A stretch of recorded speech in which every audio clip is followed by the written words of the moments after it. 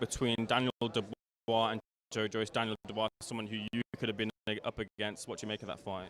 I think it's a great fight. I think, you know, I've said it's not pay-per-view because I don't believe it is. I don't think they're big enough names for it to pay-per-view. But if it was a good card, I don't think so. I think Anthony Joshua will be main event against whoever. Wilder Fury, because it's such a great fight with two massive names. Dubois and Joyce, it's a fucking amazing fight. It's one that I will pay for as a big boxing fan. Not all big boxing fans will pay for. But it's not a pay-per-view, but it is a great fight. And I think Joe Joyce will man Dubois out of it and stop him down the line. But I think Dubois will be world champion one day.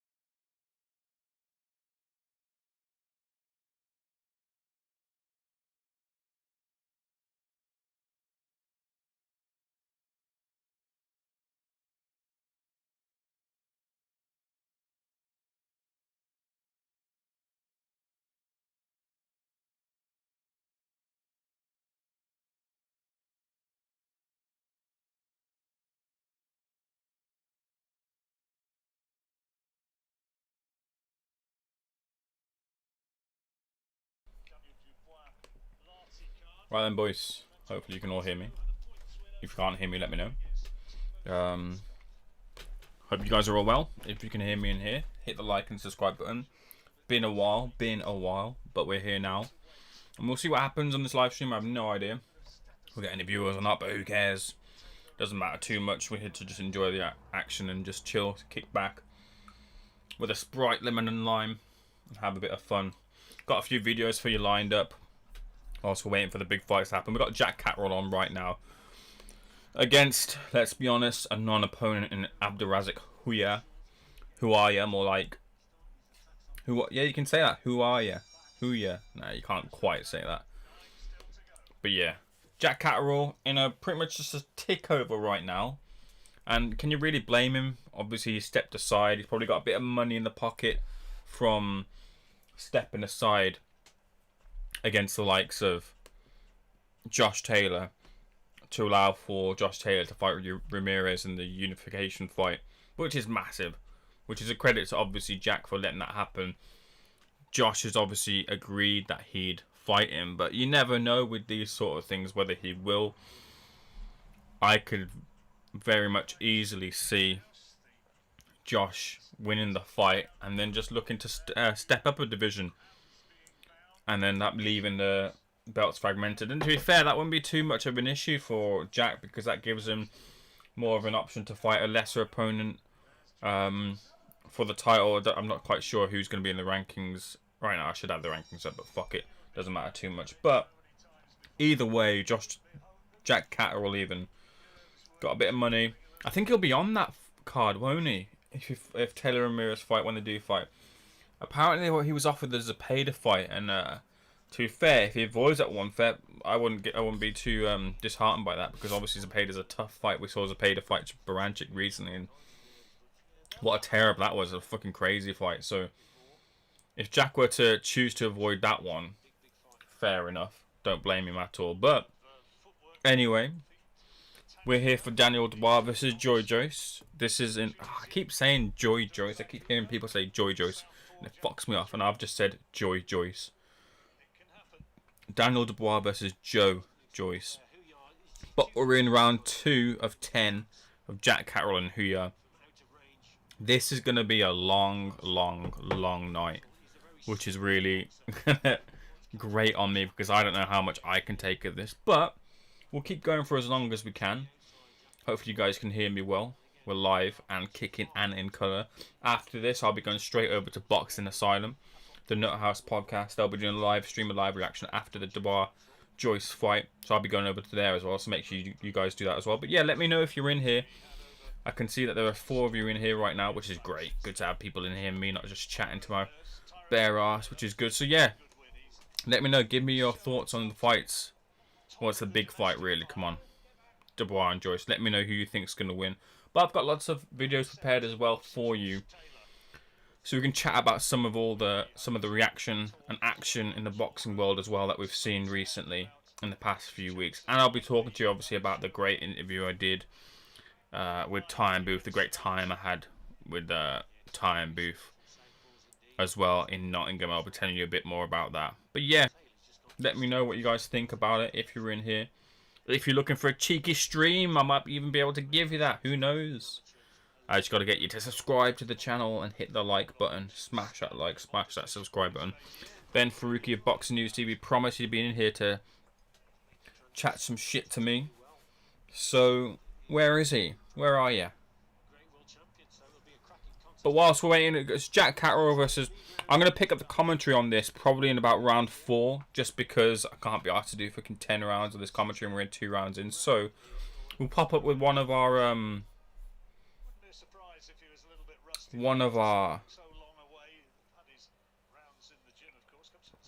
previews, and it's David Allen. You might have seen it at the start, but I'm going to put it in again. Dave Allen.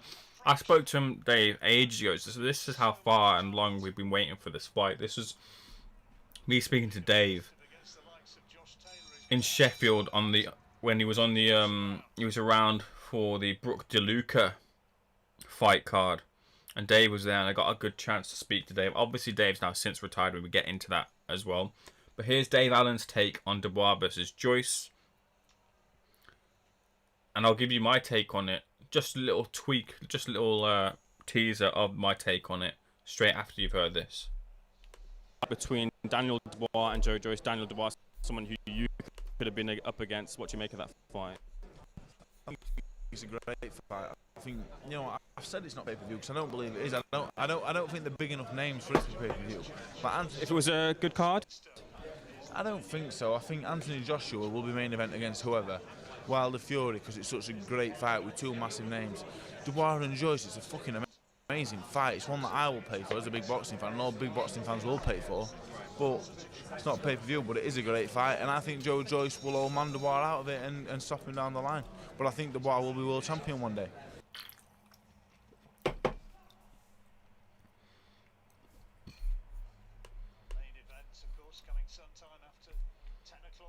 Right, I'm back. I forgot to even... I was looking at the bloody live stream. My bad, guys. Even though I'm sort of teething with these... sorting out the teething issues with this. I remember one time, I've done it a couple of times, I bloody muted myself and I didn't pick up the fact that hadn't unmuted myself. I was just talking to the camera and the views were just dropping. But hey ho, you live and you learn. So anyway, that's Dave Allen's take on Dubois versus Joyce. That was right on the outset, right when it first got announced, when we were expecting it to be announced. So a lot has changed since then.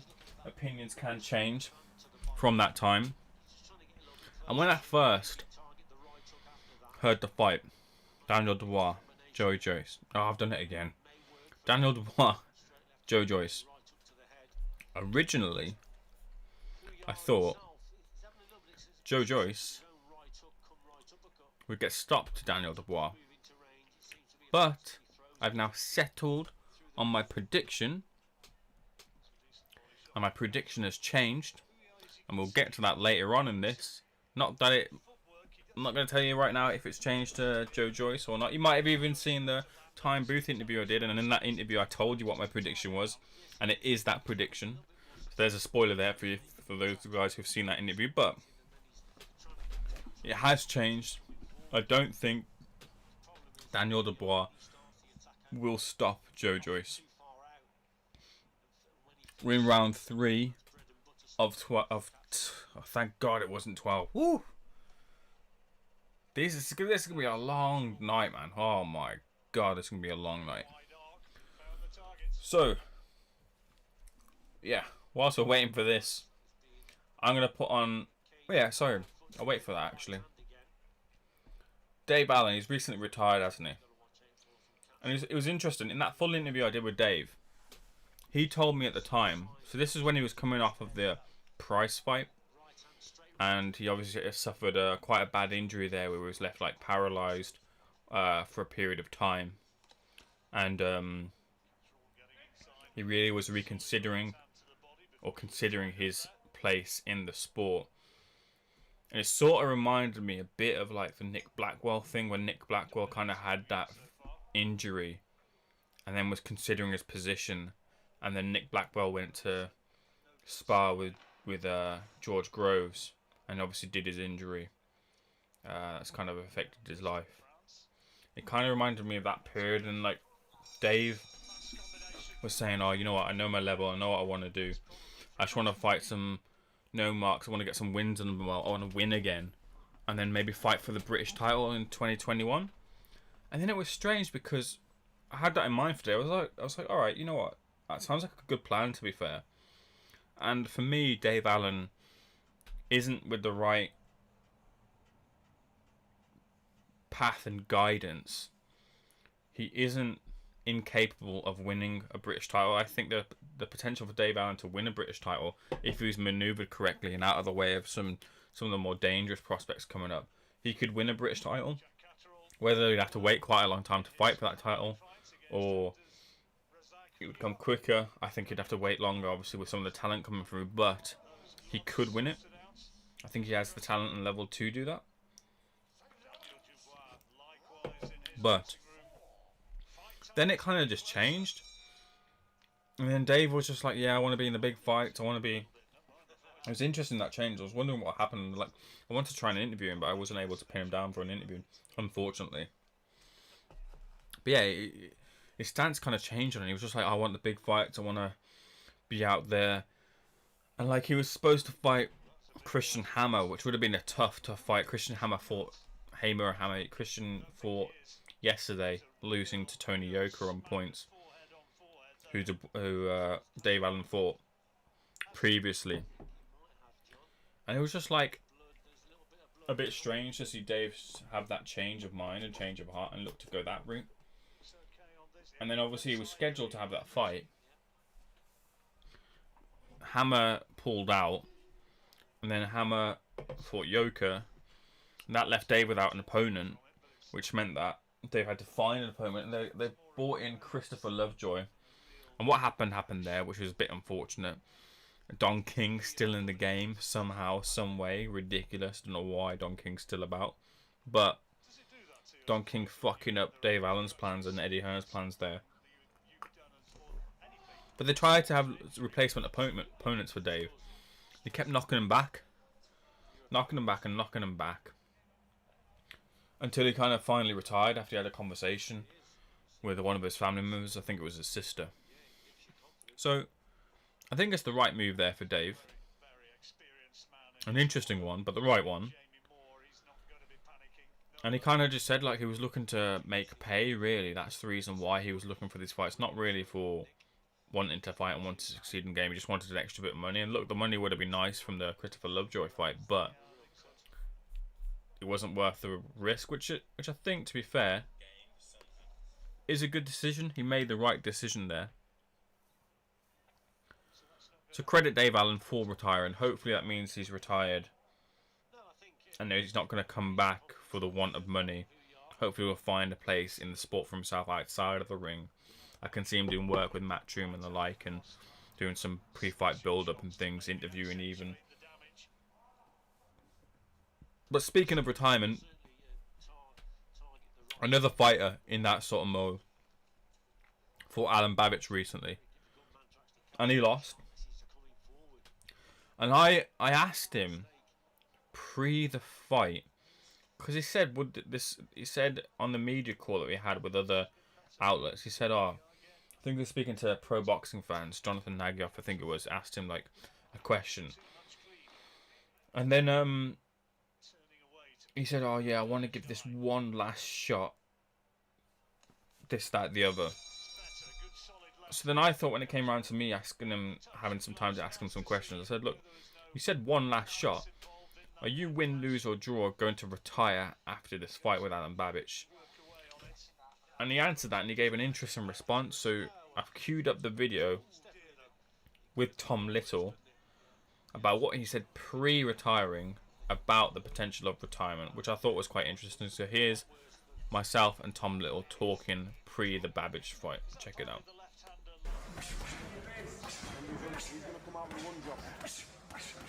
Here for Boxing News TV. Pleasure to meet you, Tom. How are you? Yeah, I'm good, thank you, mate. So we know Alan Babic is the savage. Is the perfect counter to him what you've created with this hippopotamus alter ego? Yeah, listen, it's just one of them, and I've said for ages, like I'm the gyppopotamus, part gypsy, part gyppopotamus, part hippopotamus. But Joe, what is like? It's all good fun, but that all no amount of savage or no, it's just, who can ever take the most punishment at the end of the night? Do you know what I mean? That's all it's going to come down to. No alter ego is going to save either one of us. It's just who can execute their game plan to fullest effect. Are you looking to maybe get under Babic's skin with this sort of thing? Do you think that's a key? I what is I generally don't think he can get underneath his skin. I just think he's 100% violent human being. I think he's like I think he is what he says on the tin. He's a really nice guy, but don't care, no fear. Do you know what I mean? Got that mentality. So I think trying to rub him up the wrong way is not really needed. I don't think I'm going to need anything, but I think frustration is going to play a big key while we're fighting. While we're at it, when he's not getting rid of me, and I'm not bothered by what he's doing, and I'm having me little sly comments in his ear when we're up close. I think that could play a toll on the unraveling of him because listen, we're going to spend most of that fight forehead to forehead. You and Alan seem to have, on the surface of it, a bit of a friendship, a bit of banter between you two. You've compared yourself to Phil and Grant Mitchell. Will it be hard to flip that switch on fight night because of the friendship? Listen, I was very, very good friends with David Price, and to be honest with you, if it was me, if I had a brother, I'd fight him. So it generally don't mean a thing for me. The minute that bell goes, you are my full-fledged enemy until the last bell rings. So that's that. Then afterwards we'll be friends again. I don't never dislike anybody that I have a fight with. Do you know what I mean? It's a business, strictly business. That's it. We're gonna have a fight. We're gonna get on. We're gonna wage war for the entertainment of others and for the well-being of our own pockets. So let's go out and deliver what both me and him have promised. And from what I've seen online, you look in absolutely tremendous shape. Will weight be a factor here? He's on the smaller side. You're generally on the heavier side compared to him. Is that going to be? I think like I'm physically a lot bigger man. I'm a lot bigger man, but and I'm fast for a big man as well. Like but not just no. I don't think that people's really seen before how fast I am actually on my feet. Like I've got fast hands, but I think my foot speed will play it, and me conditioning that I've done will play a massive factor. Like a lot of people hear of him only just sparring and everything, and so it's just one of those. It's one of them. I believe I've prepared myself better, and the physicality and the genetics will see me through. And my colleague there mentioned about David Allen retiring, but you also said you're giving this kind of one last shot. Could win, lose, or draw for yourself retirement come at the end of the fight? No, I've already set my time for 3 years. Unless I start taking a lot of punishment, and again, so sorry about that. No worries. Hello. Hello. So sorry about that. Yeah, no, unless I start taking a lot of punishment off of fighters of not a great caliber, do you know what I mean? Then I'd say I'd get out. But other than that, I'm not going nowhere. And 2 more from me. There's this bridgerweight division that's been introduced. Could you see yourself getting down to that weight? And what are your feelings about bridgerweight? Mate, I ain't far off the bridgeweight division as it is. Like I'd fit in nice there, but like the heavyweight game, I'm not a small heavyweight. Do you know what I mean? But listen, we'll see what it is. We'll see what names are going there. It might be somewhere nice to pick a couple of good fights up out of, a couple of good wins. But as it is, I'm settling it. I was going to try and make cruiserweight, but I don't think that's going to happen. I don't think it's going to happen.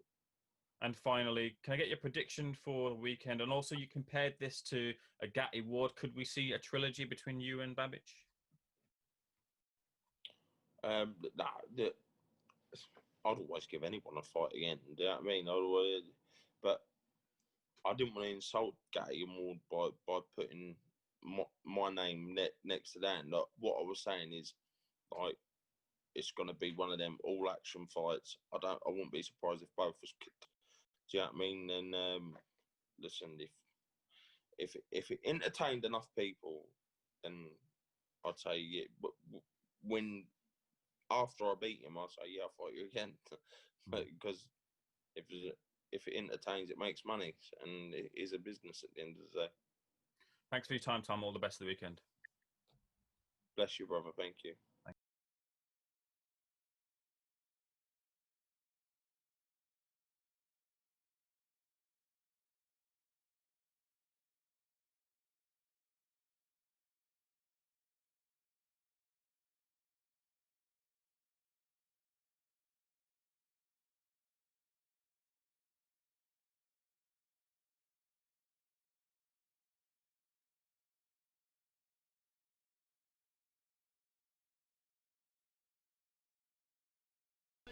Right then, back in after that interview, just with Tom Little. Jack Catterall just knocked down Huya. What is this? What am I getting here? 1 second. Keep getting messaged by someone. I think it's Rob. Let's have a look. Oh no, it's not. Anyway, right. So yeah, we're just approaching the end of the 6th round, which is where I said to pick it up with Jack Catterall and Huya. And then towards the end of that round, a smashing counter left hand, rocking the chin of Huya, and Jack Catterall gets the knockdown. It was big knockdown that was. Huya doing really well to get up. The counter from Huya was too short, left himself open. The chin was all up in the air, and Jack Catterall connected with a mega punch onto the chin of Huya there, who was looking kind of out of sorts there. His corner are trying to G him up. He's looking a bit groggy.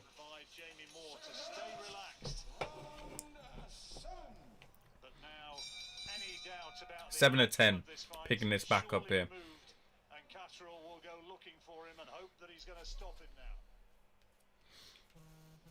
Just when he needed a bit of class, he just showed it there, did Catterall.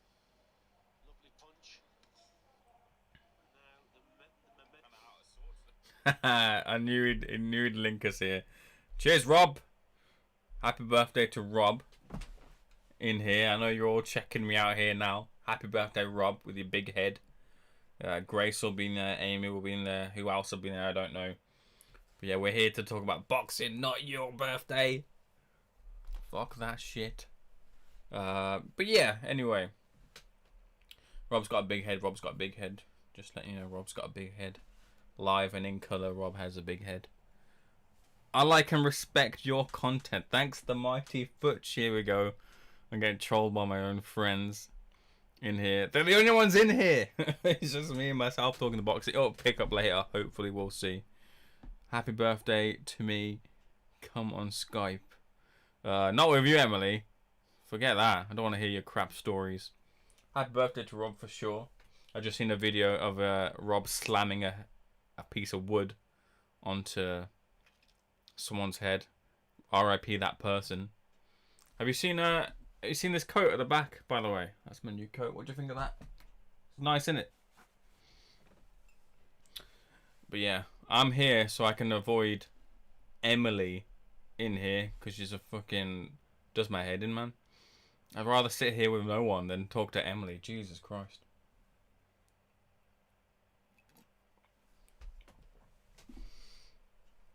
So, yeah, I'm avoiding them just to watch the boxing tonight. And you missed it, guys. You should be watching the boxing, you know. The boxing's fucking banging right now. Well, it's not really, to be honest with you. But the main event will be.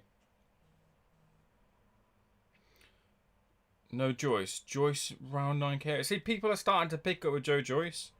Alright, Emily. Taking the piss now. Curtis second, so cheers, Emily. Cheers, Grace, even. Emily's taking the piss, so I'm going to block Emily. And I'm also going to remove that 5-star post and change that to a 1-star. You've got a guarantee now from me that I'm going to do that, Emily. So let's hide user. And delete the message. Sweet. So yeah. Back to the boring action from their point of view, but they're watching me, so positive vibes only. Yes, Grace. I'm waiting for her to start streaming. Grace, Emily's probably downstairs anyway, whilst fucking Carl is upstairs playing games. So Emily's probably talking to her plants. Fucking joker.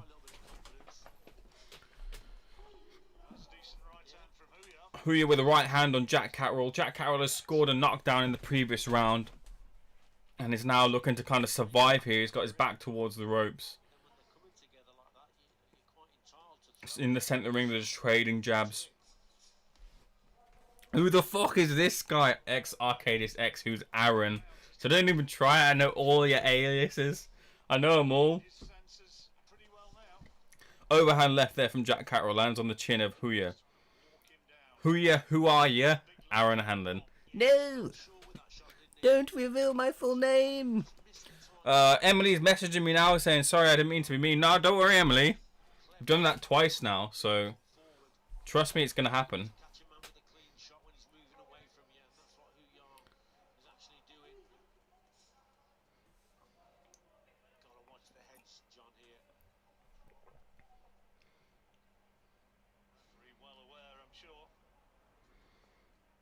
Jack Catterall full of confidence now in the centre of the ring. He's just trying to bolo punch, but Huya's still there. But he's looking groggy. He's looking out of sorts. Looking tired as well. Back on the ropes now. Left hook, right hand. There's a decent right hand there from Huya as they clinch in the centre of the ring.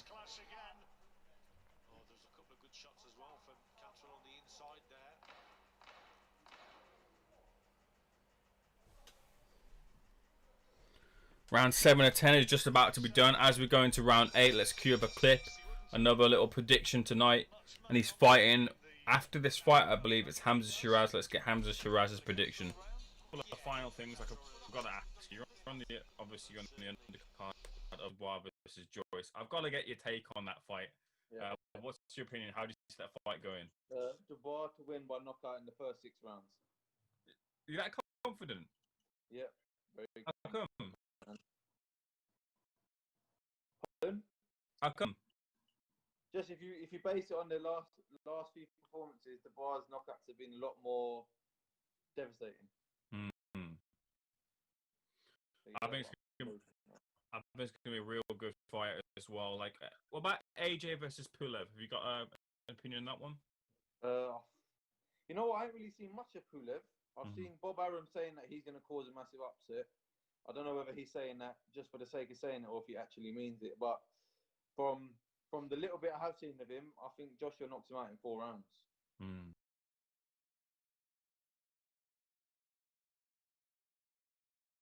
Back in here, round 8 or 10. My coat sucks. My coat sucks. I've got a real troll. I've got to say it in his voice. Your coat sucks. Your coat sucks. That is Aaron in here. Aaron, I think, was one of my first subscribers, to be fair. So let Aaron put in a little bit of troll here. Aaron and Amy, 2 of my biggest supporters. So fair fucks to them, man. Unlike that fake shill Emily, fuck her. Can't support shit. Only supports fake reviews on her channel, on her fucking thingy. Grace in here though. Grace is a silent supporter. Put in a couple of comments here and there. Not really a big fan of boxing though. And Rob just has a big head. So can't really say too much about that.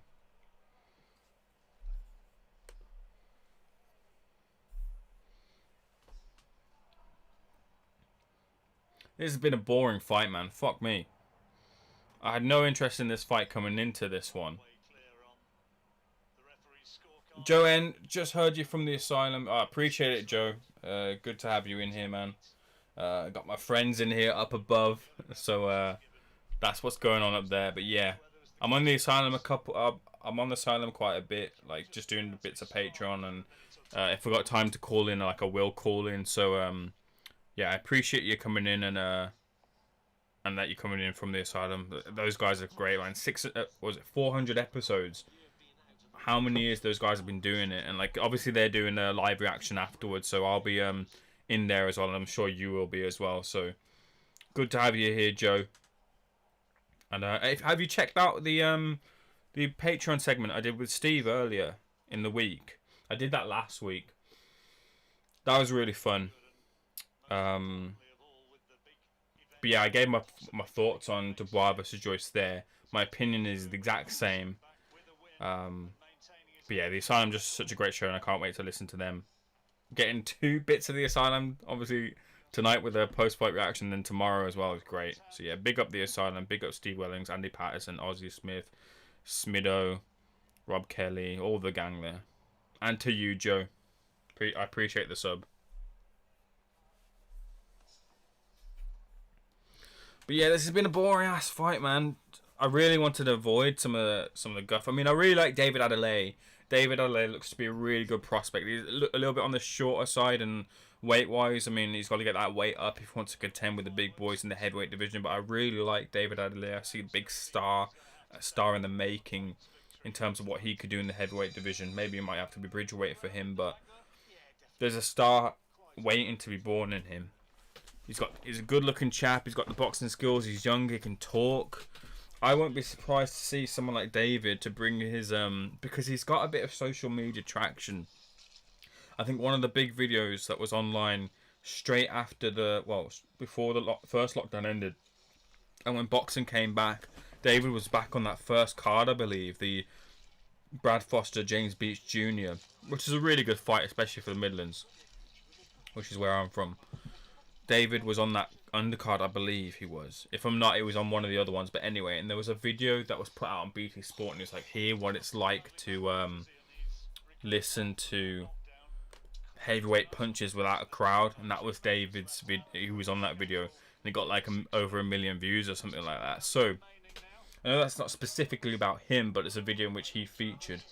But I wouldn't be surprised to see someone like David go on to do Love Island and take that bit of time, because there's no reason to rush David at all, and he could genuinely take a year out of his career, do something like Love Island, get that traction like how Tommy Fury has, and then come back to boxing, and that would make him a massive star.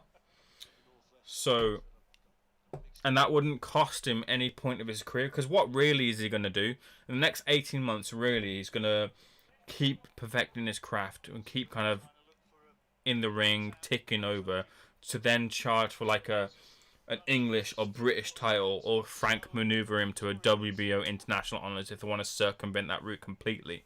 But I wouldn't be surprised to see someone like David go that way. Not during Patreon. Joyce wins late for me. Really surprised why people think Joyce gets splits early. So I'll go into depth in this a little bit later.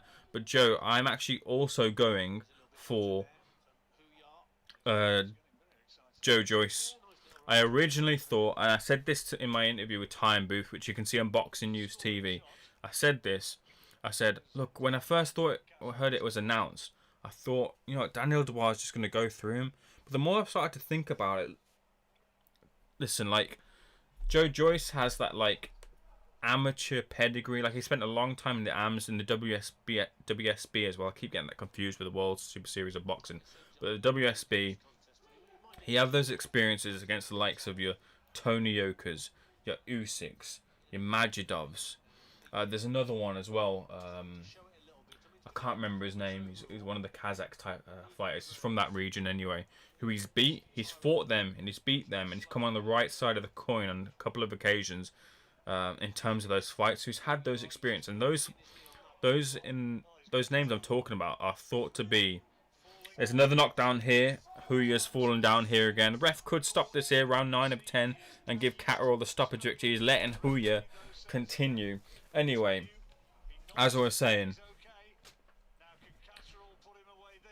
Joe's had those experiences which Dubois hasn't had, and I think those experiences that Joe Joyce has taken from them and learned from them will better prepare him for this fight. I think Joe's seen the likes of Dubois in the ring before, that sort of type, that sort of style, but in the inburst, Dubois hasn't seen that type of Joe Joyce that kind of coming forward, will be there in front of you for the whole fight, clubbing at you, fighting back. The closest we've seen to that is really Richard Latte, who was blasted out within a couple of rounds a week or so ago. So, in my opinion, Joe Joyce is going to get the victory over Dubois. I don't know how, really, to be honest with you.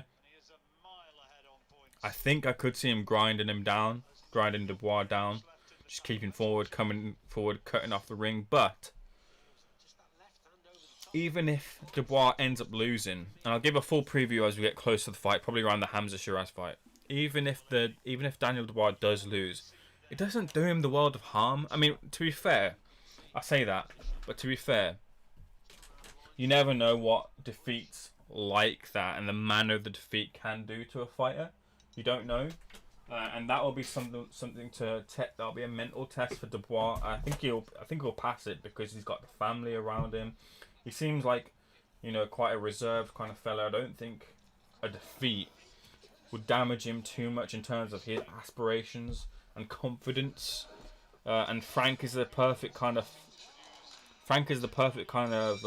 promoter for someone to, because he's a legend in the game, and he knows what he's doing. He knows how to nurture his talent. So if he comes off with a loss, it won't be the end of Dubois. It'll just be a rebuilding job, which won't take too much time. I think with Daniel, I think he'll be back within the mix. But anyway, like I said, he's still young, and if he were to lose, it could be a really good thing for him, because Dubois. I said I'm just putting in my charger here. The thing with Dubois is he's quite ordinary. In terms of the shot selection, the straight shots, he really kind of just throws straight shots and hooks. He's very rigid and very one-dimensional in terms of his offense. And I'd like to see him kind of work a bit more with the Bowers team in terms of making more variety in terms of how he attacks. Now, he does do some things which are a bit more flashier or technical than the standard. He does pivot off a lot of the times when he has his man in trouble. He can, and he has, smothered his work and stopped himself from getting the stoppage sooner. But what I've seen him do recently in some of his recent fights, when he's had his man in danger, he's bought himself some space by pivoting off at an angle which gives him space, or just doing a little bit of a half step and then pivoting off, which I thought is quite a nice and nifty little addition into his arsenal in terms of his positioning in the ring to then execute the finish on his opponents, which I quite like. But other than that, really, from what I've seen in my eye, he's been quite ordinary. And I think Joe Joyce has actually got a lot of variation in terms of his offense. I like how Joe Joyce came out in the fight against in the first round, the fight against Bryant Jennings, when he was doing all this with his hands, like kind of karateing his hands and having a bit of fun there. Joyce can do that, and Joyce I think will do that at certain points in this fight, just to off-put Daniel, just to put him off his rhythm. I think Joyce has that in him, and I think he'll end up actually dictating the pace.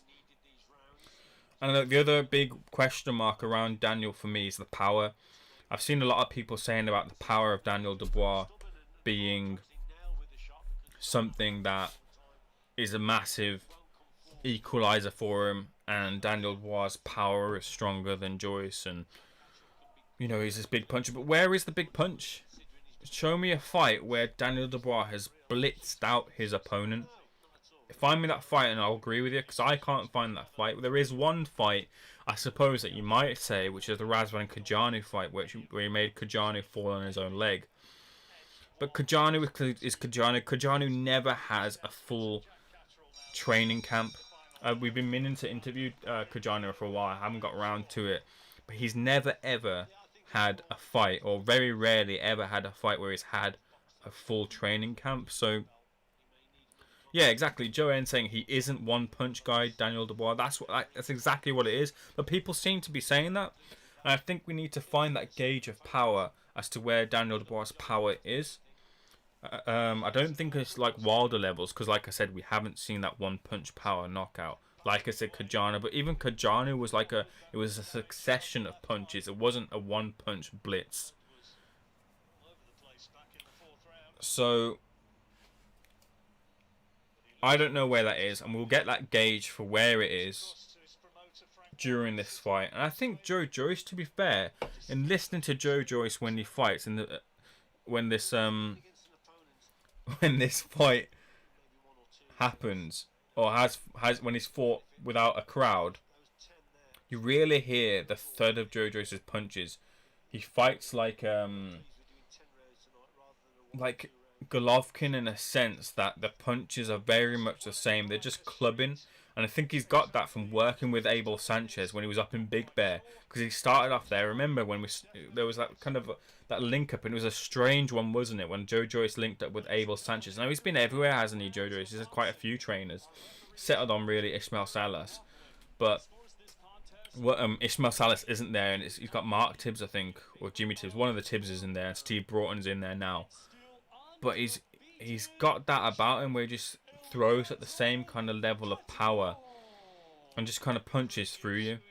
And I think the power advantage for me goes to Joe Joyce. So we've got Sky Clasp in here, Top Chat Bat, having a bit of banter. I'm 37, still haven't had. That's a shame for you, Sky Clasp. But make sure you hit the like and subscribe. I'd greatly appreciate it, even if you're having a bit of fun.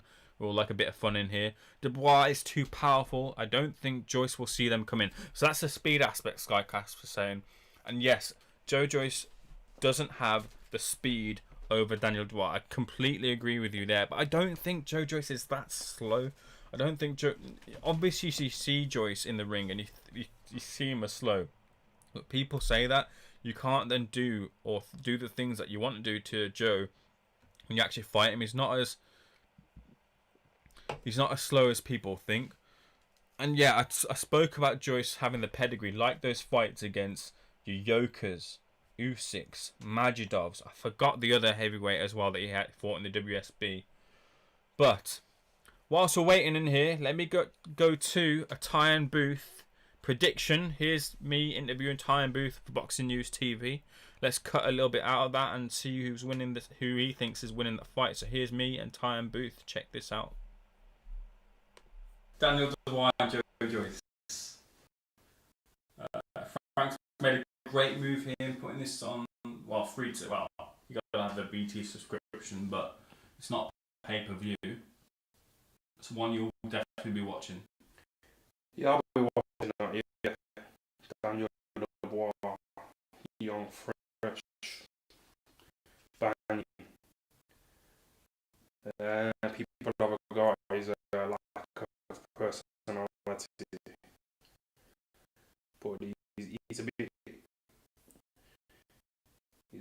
intriguing. Like, Do you need personality? He's quite interesting because he's like, what's going on with this guy, man? He's like quiet, isn't he? Like really quiet. Mm-hmm. And then he goes in there and like fucks people up. So there's a bit of intrigue here. You know, like he's like a serial killer. You know, these weird murderers. Jeffrey Dahmer, have you ever heard of him? Yeah. He was weird, wasn't he? Yeah. Yeah, man. These interesting characters like him. Murder. You can't compare Dubois to Dahmer, can you? No, that's a bit over the top, isn't it? Yeah, just a bit. Yeah, no disrespect to Daniel Dubois. He's doing well. Mm-hmm. But there's something there with him, you know, he's a bit quiet. Mm-hmm. Going back to Dubois and Joyce, give me your assessment who wins. Fuck knows. Probably Dubois. You reckon? How? You're talking to a casual, you know. You're talking to a fucking casual, mate. Yeah. What are you saying? You think the other guy? I think Joyce. Right now, I think Joyce is gonna stop him. Right. That's quite good of you to give your opinion, you know, because you know these Cougar types. Yeah. They try and sit on the fence. Yeah. They don't want to offend Joyce, Joyce's manager or whoever. It's one of those things with opinions because today I'm telling you Joyce stoppage. Tomorrow, and not in any fake kind of way, I might think Dubois will win. You know, but right now where I'm standing, I think Joyce will do. So what if Dubois said, right, fuck off? He's well within his right to do it. Good attitude. That's like the Breakfast Club. Mm-hmm. You know, saying to Joshua, I think Deontay will knock you out. It's quite refreshing. Mm-hmm. Yeah. Do you think Dubois can be a threat for those looking at the top? Like if he comes through Joyce? He's about 23, isn't he? So you've got to put about 10 years on him. Because heavyweights peak, you know, when they're like in their 30s. Mm-hmm. It's hard to judge him now. Mm-hmm. He might. When I was about 23, I'd never drink, never eat a chocolate bar, never mess around with a woman. I'd be in bed for 9 p.m. Mm-hmm. Living the life training. You know, then 10 years on, I'm a borderline alcoholic. I've cut back. Really cut back. But no, now people are going to change.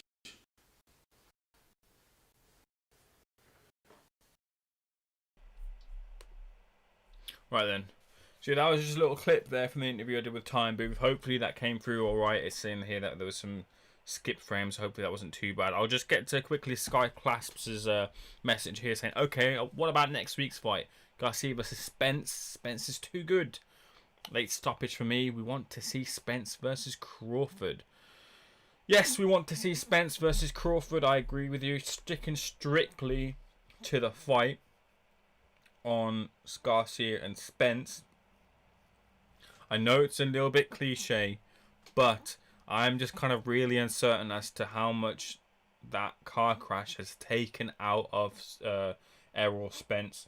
Now, we've seen these pictures. A lot more kind of pictures are being released of the damage we've seen to his face after the fight. It obviously he's like been fucking blessed not to be killed, because those sort of crashes can take lives. So, you know, real blessing that Spence is even still alive and able to box. There was some rumors about his fingers or his thumbs were like stuck in position or something like that. I'm not sure what those rumors were or whether there's any substance to that, but the point I'm trying to make is I really don't know where he's at, but the actual the fight with Danny Garcia is a good move from their side. Yeah, exactly. It's easy to forget about the accident, and it has been cliche and said, but like I'm saying, Danny Garcia is the right level opponent. They know what they're doing here in putting him in. I know obviously Garcia has wanted the fight for a while, and they've positioned Garcia for that fight, but he's the right type of opponent because Garcia kind of, they were saying on the assignment that Garcia, they peddled Garcia at the start of his career to kind of be that takeover guy from Floyd Mayweather after he knocked out Amir Khan, and that's a knockout. I'm still not over. Khan obviously bossing that fight until that no-look left hook came and wiped out Khan.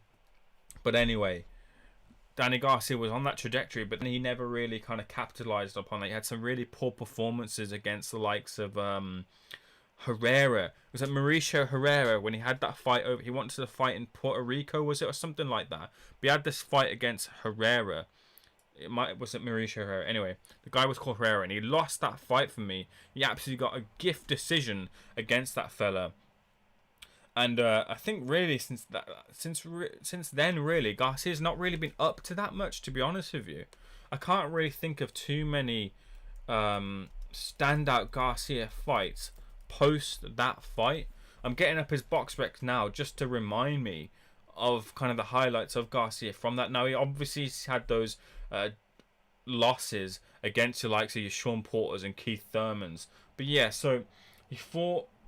Let's get this right. Yeah, it was Mauricio Herrera. We won by majority decision. But then after that fight, look, he fought Lamont Peterson. Lamont, lucky to beat Amir Khan. Paulie Malignaggi, well, you know, Paulie's I like Paulie a lot, but him against, after he reaches a certain level, Paulie kind of gets wiped out. Vargas, yeah. Guerrero, nah. Yes, look, stepping up those levels, your Keith Thurmans and your Sean Porters, he's competitive at that end, but he doesn't win. Brandon Rios is fucking a punch bag, essentially, at that kind of level. Adrian Granada, shit fight. Ivan Redkach, shit fight. So, it's a nice fight in terms of looking at it from an Errol Spence Jr. perspective, in that I don't think Garcia will cause him problems. And if Errol Spence isn't or is highly affected from the damage of that car crash, then Danny Garcia can capitalize upon that and cause the shock. However, on the basis that, let's say, Errol Spence is the same Errol Spence pre-car crash as in post-car crash, then Errol Spence will get the victory. Stoppage, I'm not sure, because I think Garcia, obviously he's slipping, obviously he's on the end, on the way down, and has slipped already, but I don't think he's the type of fighter that will get taken out. I don't believe that. I think he'll make it to points.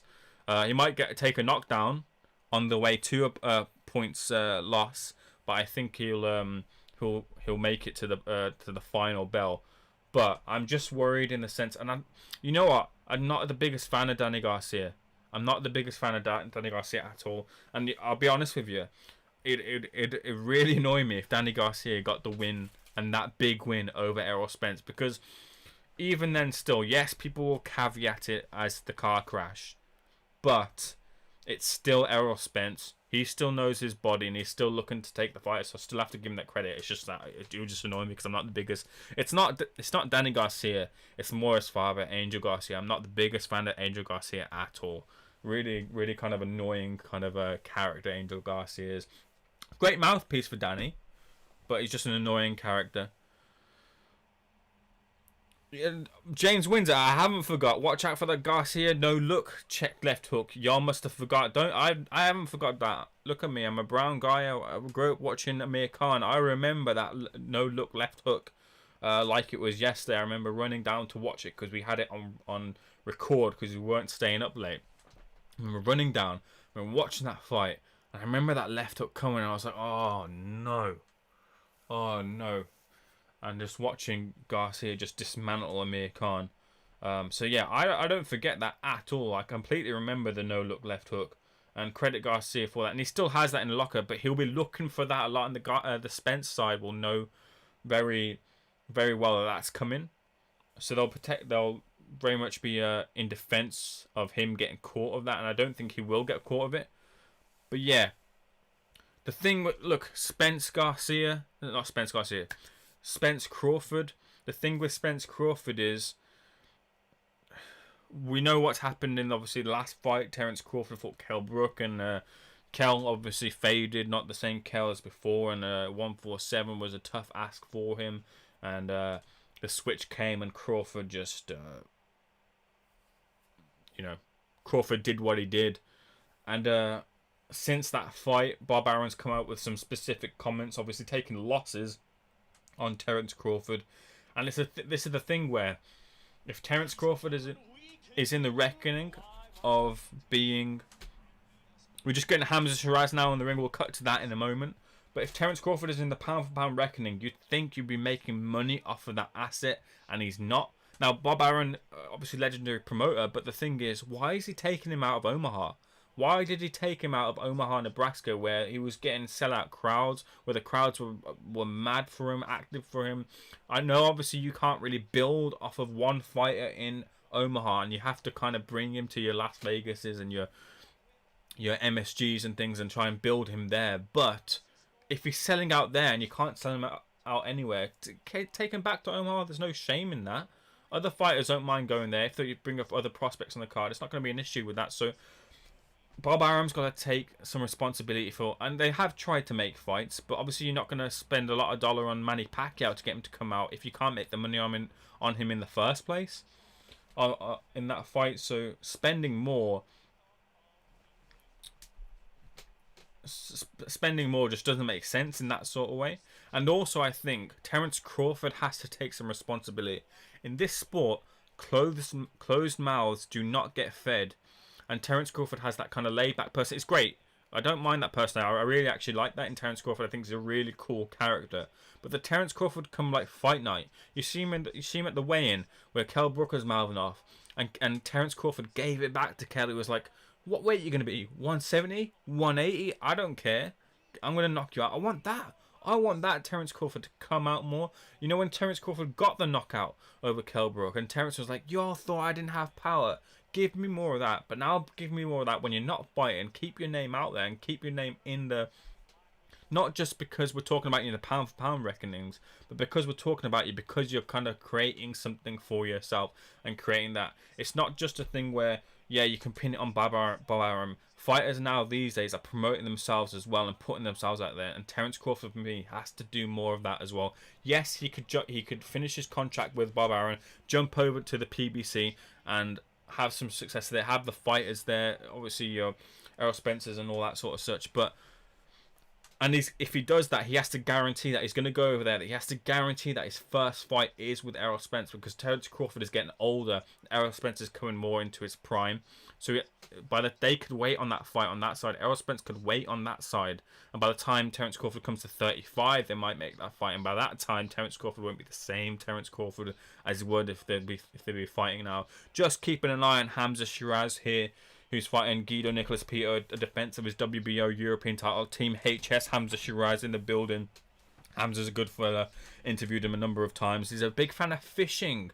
I never thought he'd be a big fan of fishing, but he is, and he loves to fish. Can't fish, obviously, in these cold nights, but in the summer he does love to fish. But also a big fan of big dogs. Hamza Shiraz is massive, isn't he? You love to see Hamza Shiraz versus Sebastian Fundora, but not the best of opponents in Pito. They did try to make a fight with Mason Cartwright, didn't quite. Watch out for those left hooks to the body. It's a real signature punch from Hamza Shiraz. He really loves to dig those shots in. He loves the jab, left hook, and then an uppercut to finish off the combination, and then sometimes going back down to the body with a left hook as well. So watch out for those shots from Hamza. Real signature shots from him. Let's get to some of your comments. Sean Porter, yeah, that was obviously one of the defining fights of Garcia's career, kind of showing that he's not quite there just yet anymore. Watch out for the left hook. Said that already. Yeah, Spence's record is not as convincing as Crawford's. This is a bit of the contention with Spence and Crawford, because when you look specifically at Crawford's career and who he's fought, the the names kind of have the asterisks around them. Like he beat Ricky Burns. Ricky Burns, I credit him obviously being a multi-weight world champion, but Ricky Burns, is he really one of the top there kind of fighters? Yeah. Julius Ndongo, you know, again another one of those. Yurioka Gamboa, Amir Khan as well. It's one of those things where like I still haven't seen quite the. There's that left hook there, and Pito's in trouble here. He's looking to defend. He's taking another left hook to the body. Absolutely loves that punch, and he's kind of looking ragged here now. With Spence, you might kind of argue like the Vargas performance was a good one. Le Greco, Algieri. He beat Kell Brook when Kell Brook was more in his prime. Yes, of course, he was coming off the Golovkin fight. The Golovkin fight was the real damaging fight, wasn't it? Lamont Peterson, not a big fan of Lamont Peterson at all. And then Sean Porter, that was a good fight. For me, obviously, it was a split decision for me, but for me, he beat Sean Porter. And I think that's kind of the standout victory on both of their resumes for me. The Michael Garcia fight was a load of rubbish. Garcia shouldn't have been there at all. I know he's still trying to campaign at welter, but yeah, the less said about that, the better. But moving on to what you guys are saying. Crawford can fight southpaw and orthodox, which makes him so dangerous. Yeah, I mean, it was that switch when he came out in one stance and then he switched to southpaw and he smashed him, man. It was a great shot. I don't rate Garcia, to be honest. Yeah, his dad is a tool. Listen, Garcia's a good fighter. It's just it's really off-putting. His dad's antics really kind of put me off liking Danny Garcia. I should like him a bit more. And, of course, as well, I'm a little bit hurt still by that Khan-Garcia fight. When Khan had it all there for him.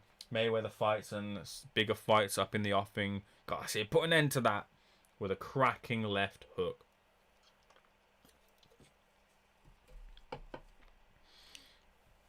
Garcia won't have it.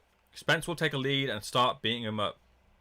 Saying that, I did say Rosado was a bum and a joke last night. Guys, if you're in here and you're new, please do hit the like and subscribe button. I'll get to that comment in a moment, but it does help me greatly if you hit the like and subscribe button if you're new here and you haven't already. I'm an interviewer. I interviewed for Boxing News TV, so I'd get the content from Boxing News TV. I do the interviews over there, so subscribe there as well, and check out some of the interviews that I've put out there. And more content's coming over here on this channel very soon after I finish my exams, which is on the 15th. But content is coming up real soon, as well as doing these live reactions and speaking to you guys. So please do hit the like and subscribe button. So yeah, you were saying Rosado last night, that was such a weird fight, weren't it? Gabriel Rosado and Danny Jacobs. Josh King saying, who's fighting at the moment? It's Hamza Shiraz versus Guido Nicolas Pito in defense of the WBO European title. This will be routine. Hamza's already had his opponent in trouble with the left hook to the body, and Hamza will just keep aiming there. So it's Hamza Shiraz versus Nicolas Pito. This is the co-main, I believe. So Dubois versus Joyce will be next. Yeah, that fight was such a weird fight, weren't it? Rosado and Jacobs. I stayed up to watch that because I was revising at the same time. And it's one of those things I remember saying to someone, like, you know Rosado's won a fight when Rosado isn't, like, you know, cut, bloodied, cheeks puffed up, eyes puffed up, black eyes underneath both eyes, black bruises underneath both eyes. But, to be fair, he hadn't really been cut since, like, 2016, at least cut badly. Like he said, like, the standout thing on that is the Golovkin defeat, where Golovkin just bloodied and beat him up.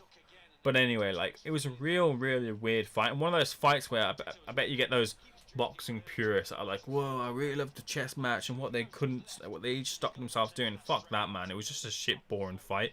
And partly, a lot of that was because of Daniel Jacobs just wasn't really there. I mean, he said it himself, like, and we've seen it before, Daniel in his corner. They tried to G him up and they tried to get more out of him. And really, he's maybe one of the fighters that you could really say needs a crowd to G him up. But even then, when he's had crowds, he's not been G'd up well, to be fair, and kind of fallen short in terms of his performance. But he really fell short last night. I really think he just kind of took his his foot off the gas. It was never really on the gas, to be honest. It was just kind of cruise control. And I did think Jacob still won that fight, but it was a lot closer than it should have been. And I'll be right with that. It was probably about 1 or 2 rounds in it, which is when you look at that fight on paper, it really shouldn't be 1 or 2 rounds in it at all. Hamza Shiraz again with that right hand left hook combination. That left hook was up top as opposed to digging it to the body. Just some variation there. Guido Nicolas Pito is trying to change the levels and trying to give Hamza Shiraz a different look and trying to pump up the acceleration of himself to just kind of change Hamza Shiraz's tempo. But Hamza just kind of covers up well, sees that offense through, and starts firing back now and putting Guido back on the back foot again. His face is marked up here, just red around his face, and he kisses a left hook as well as the bell for the second round just rings. He's with Kevin Mitchell now, isn't he? As opposed to Ed Kelly. That camp keeps on changing, keep adding to the team. But Hamza Shiraz moving forward and into the 3rd round now. As you guys are saying here, smaller name, but Virgil Hill fought for his fans in North Dakota for years, defending world titles and making a name. Yeah, this is the thing. Terence Crawford should have been doing that. Bob Arum really made a mistake, I think, there to take him out of Nebraska and bring him to other places. And yes, they're trying to build their star, but you've got to kind of realize at the point where the voices aren't shouting Terence Crawford's name. Take him back to what they know. Take him back to who know him and who love him and where he made his name.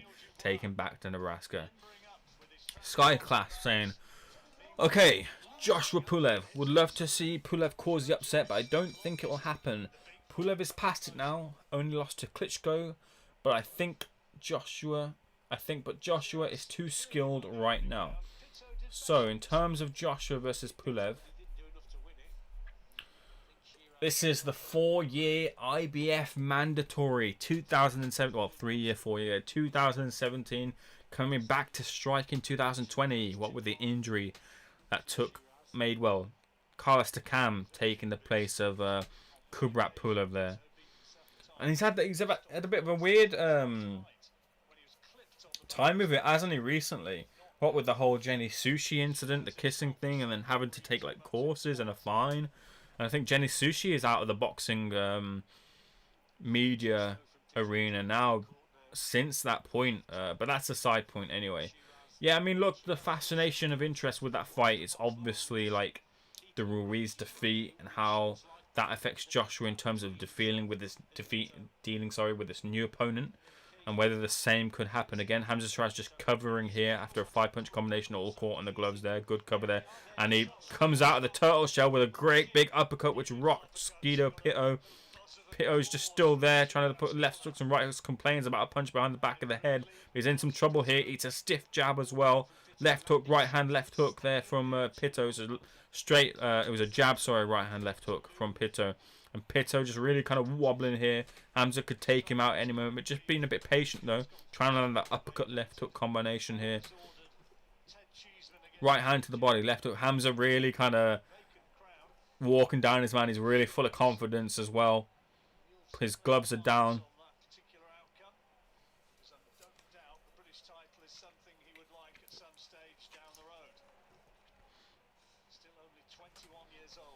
But yeah. Whether that's same with Kubrat Pulev and AJ could happen again. Like we've seen AJ, you know, is vulnerable. He's been rocked by Dillian White. He's been rocked by Alexander Povetkin. Dropped by Klitschko. Ruiz, of course, what happened there. So those vulnerabilities are there. And the vulnerabilities will be there in that Kubrat Pulev fight as well. And I suppose there's that intrigue, you know. If Joshua will continue that style of fighting against Ruiz, look. Say what you want to say about running the 12 rounds, you know, whatever in that second fight. But I thought Joshua showed great footwork, endurance to keep that up as well. He's a big, muscly kind of built frame there. Correct choice of shot selection, kept the range and kept disciplined. A couple of times he kind of lost that focus and wanted to engage and he got clipped by Ruiz and he just went back to being disciplined. Rob McCracken obviously there ensuring that his fighter was disciplined. And yes, of course, Ruiz wasn't the same Ruiz that we saw in the first fight. But we are talking about Joshua here, not Ruiz. And I want to give Joshua that credit in what he did in the second fight. So is he doing that this time round against Kubrat Pulev? Or is he employing his usual style of boxing and looking to take your head off, grind his man down, and just going to get that knockout, which Anthony Joshua are going to see in the Kubrat Pulev fight? There's a bit of intrigue there. And of course, obviously, in the backdrop of all of that, you got Fury versus AJ in the background, and this being supposedly the final hurdle, or the penultimate hurdle. One, if Fury does indeed fight Wilder again. There's also that you kind of throw in the mix in terms of the intrigue for that fight. But Pulev, he has that amateur pedigree. Like, Pulev, he doesn't throw a great deal of variety of combinations from what I've seen, but does have power, again, from what I've seen. And I wouldn't take too much from his record, that there aren't more knockouts on there, because I think he's more concussive in terms of his punch power than his record suggesting. And his jab is really fucking powerful. He's got such a powerful jab. Strengths, like, he's got good techniques. Straight right hand is strong. Timing is strong. And his jab, like I said, it will be a key weapon. And Joshua will be tough in having to deal with that jab, especially in the first few rounds. I think that jab will be a real problem for Anthony Joshua.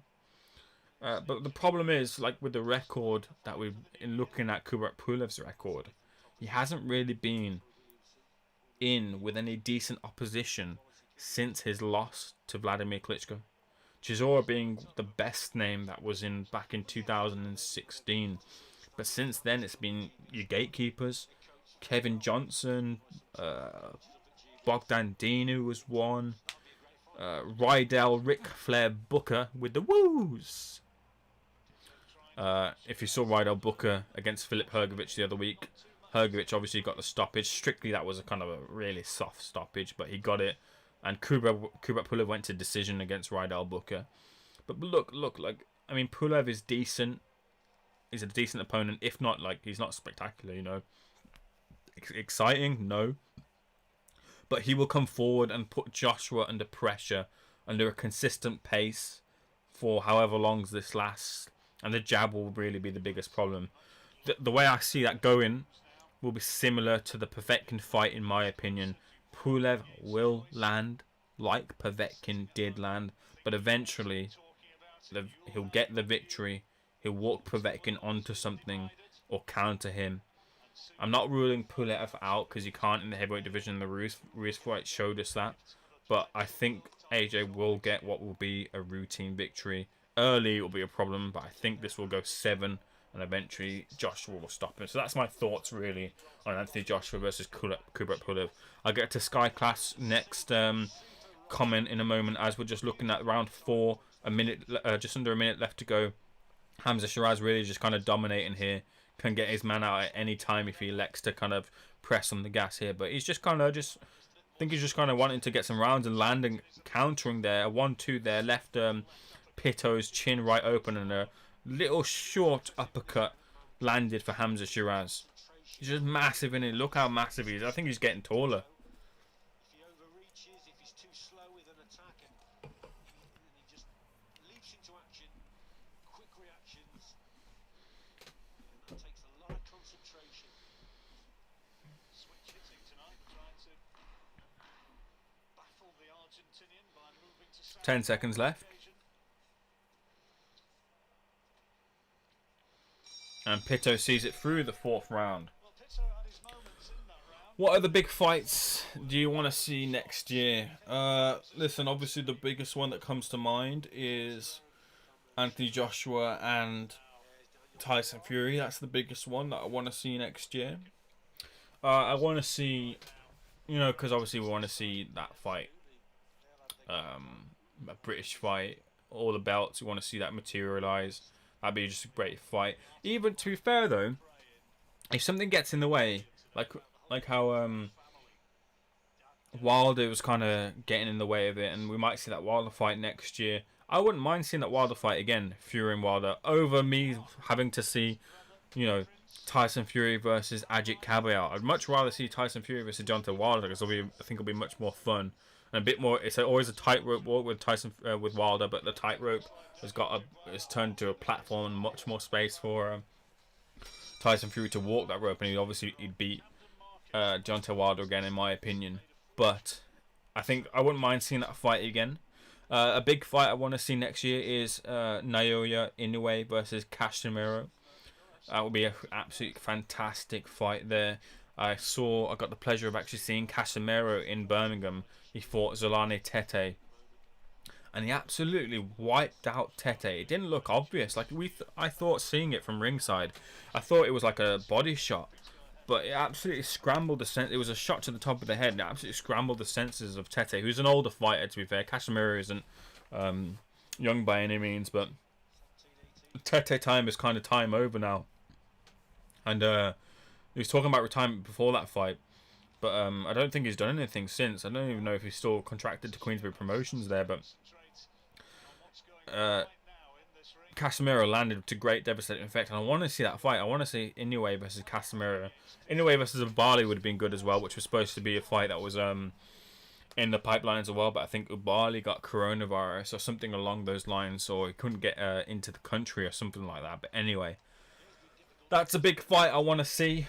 What else do I want to see? I'd like to see something like in terms of like British level and like domestic scene, I'd like to see something like an Anthony Fowler versus Ted Cheeseman towards the end of the year. I know obviously Flatley and Metcalf were mandated for the British, and I think Anthony was trying to get into that mix, but I'd like to see if they could make the fight. I'd love to see Fowler and Cheeseman. If Fitzgerald is back and healthier, obviously he's got to get his license back, and obviously he's got himself healthy. But I'd love to see them do the rematch as well if they could do that towards the end of the year. Just looking at the domestic scene, I'd love to see that fight.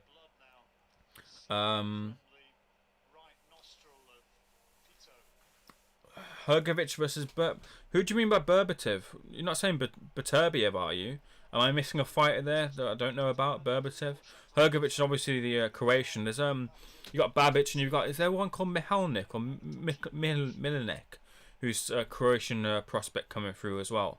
But speaking of Hrgovic, I spoke to both I spoke to Nisasal and I spoke to Filip Hrgovic about this whole Babic thing.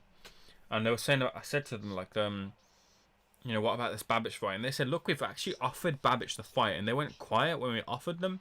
And I spoke to Babic and I said, look, Nissa Sauerland and Philip have said this. They said that you went quiet when you offered the fight. And Babic said that wasn't true at all.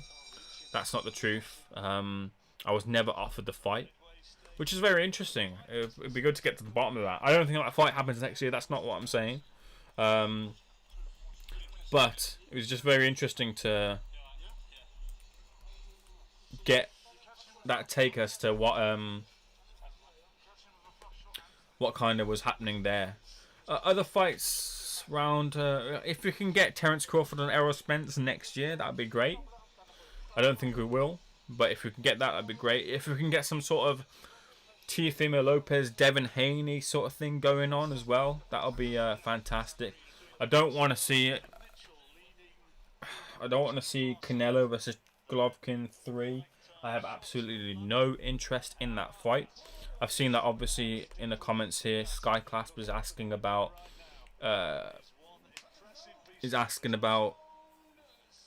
next for Canelo. Obviously next for Canelo is Callum Smith, and Callum Smith is a decent enough opponent for Canelo. What can I really say about that? So on my mum's 50th birthday, DAZN subscription, $1.99, sorted. That'd be great. Listen, with the Canelo fights, look, I love Canelo. I think Canelo is such a brilliant fighter, but I also think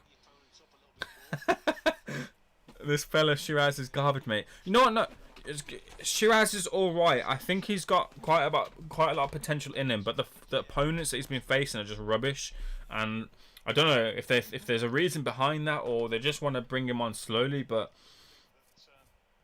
I don't know. I rate Shiraz a little bit, but he's not really kind of stepping on the gas here and getting his opponent out, which he can do, and he should be doing by now. But anyway, we'll get to that in a moment. Listen, this, like I said with Canelo is a great fighter, but I just think he's come to the point where he's like Mayweather. where they give those little tactics which give the Canelo camp and Canelo those edges which they don't really need. Like, the cynic comes out of me here.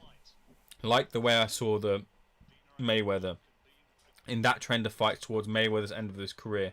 They look for opposition who won't really pose too much of a threat, or they've seen something that they can exploit, or there's a belt off of a lower level fighter like a B or a C level fighter that they can pick up off of to build their portfolio. The machine will be behind them. Canelo's obviously the cash cow right now alongside your Furies and Joshua's of the game. So cynically, can Callum Smith really win on the scorecards? I doubt it. I really doubt it. And the second limb to my thinking is, and this was the realization I made when watching the Golovkin fight, is can Canelo be knocked out?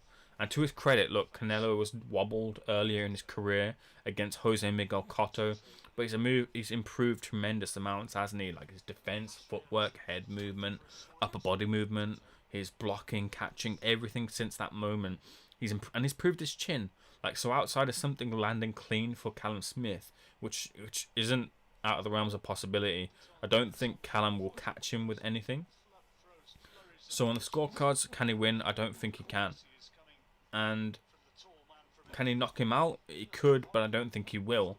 So the appeal there for watching a Canelo fight and it being interesting is kind of getting to the point of where it was for me at the end of Mayweather's career, when you knew he was kind of picking. I know everyone can be knocked out, but I don't see it. I don't see Callum Smith knocking out Canelo. Do you? I appreciate that it can happen. I'm not ruling it out, but I just don't think it can. And Canelo's proved his chin. But it's kind of getting that point for me for Canelo. And yes, yeah, of course, this is the best opponent for Canelo in terms of the opponents that were listed for him to pick. Like, you might argue Caleb Plant, but when you factor in the launch of globally of DAZN and specifically in the UK, there's only really two choices. Well, three choices: John Ryder, Callum Smith, and Billy Joe Saunders. Billy Joe Saunders ruled himself out. So if you take that into the equation, Ryder and Smith are left. If you take the fact that Ryder doesn't have a title, then you have to rule him out. So Callum Smith really was the pick there. Yildirim was obviously in the mix, but who wants to see that really? Especially again for the UK perspective. So it is the best opponent in terms of what could have been out there, barring maybe you might argue Caleb Plant. But listen, I think if Callum's going to win, he's got to maximise that range, really take note of how John Ryder found entrances to work the body and shut that door.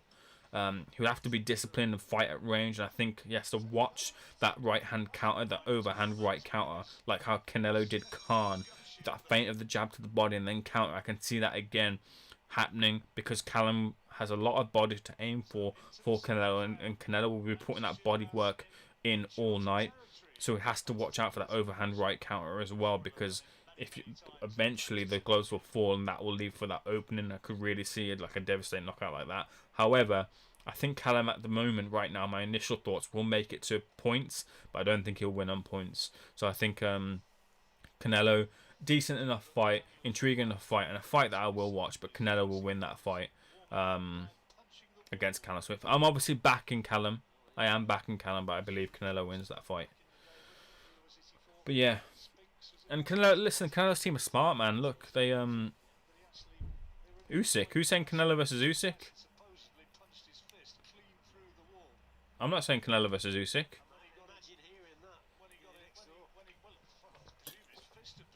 Who's saying Canelo versus Usyk?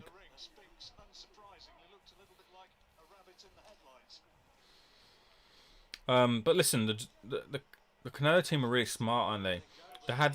They've messed around by DAZN, but they've still signed a deal with DAZN, which shows that, you know, I haven't said Canelo versus Usyk. Who said Canelo versus Usyk? When have I said Canelo versus Usyk? But anyway, yeah, it's a really good move for their team to still pick with DAZN. The money's there. They can keep him as a free agent. Oscar's kind of out of the picture as well, and they can just dictate their own terms, really. So.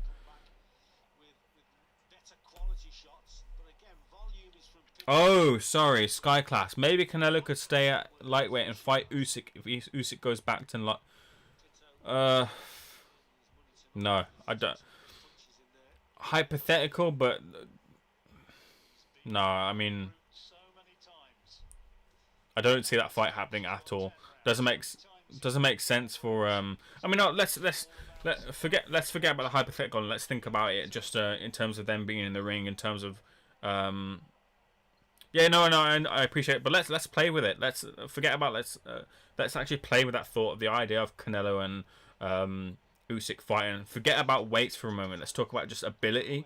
And in terms of an ability fight, that'll be a very interesting, yeah, that'll be a really interesting fight because Usyk is really fucking talented. Has such a range of combinations. The footwork is incredible.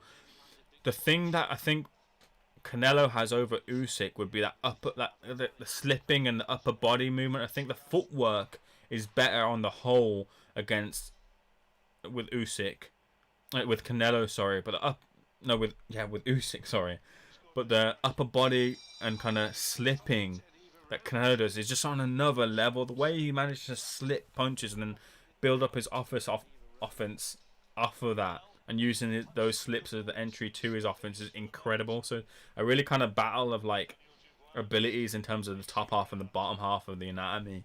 An intriguing fight, but in the hypothetical sense, could you imagine if that fight could be made? Obviously, it couldn't be made, but it would be intriguing, which is what Sky Class is saying. So fair play for throwing that in. But yeah, we got Joe Joyce and Daniel Dubois just getting their gloves put on. I wouldn't be surprised if Hamza Shiraz was told to just kind of take your time with his pito and drag it out. You know how Frank Warren fights and fight cards tend to drag on. I only say it because he disposed of Kovalev. Kovalev, man, the thing with that fight was just that fight came so quickly after that Yard fight. And Yard nearly had him out of it. Yes, you can have a go at the trainers and such, which people do have a go at that. But the thing is, the tell really is in the Kovalev corner. Buddy McGirt said to him, look, if you take too many punches like that more in this fight, I'm pulling you out. So when someone like Buddy McGirt says that, who's a legend in the game, you got to take notice of that. So that's how close Anthony Yard was to getting that victory and the towel coming in or the stoppage coming in, right? So that's where Kovalev, yes, he got the victory and credit to him. That's where Kovalev was coming off of and then straight into that Canelo fight.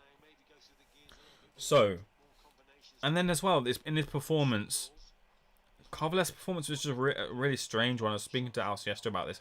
Why was he pity-pattering? Why was Kovalev pity-pattering against Canelo? I don't remember any real big, heavy shots thrown by Kovalev in that fight, which is just a real shame. I know he was trying to like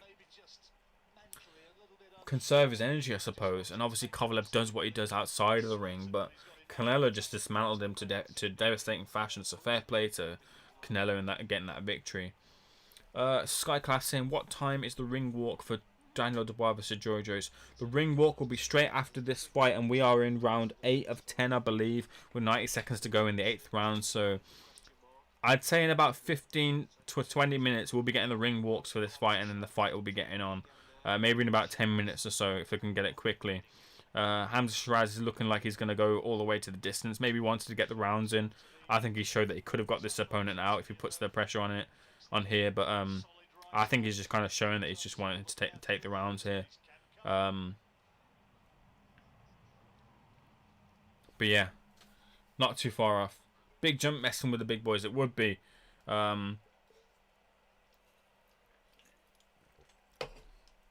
We've seen the likes of Rory Jones do something similar, but I don't know. It's kind of a different story here, isn't it? And remember, Canelo's coming down, isn't he? Like, I was speaking to Steve Wellings about this, and obviously it's a lot different. Steve was saying it's a lot different and a lot more time here, but Canelo is coming down. We'll see what effects that has on Canelo. I don't think it will have too much of an effect, to be honest with you. But it could do. It could do.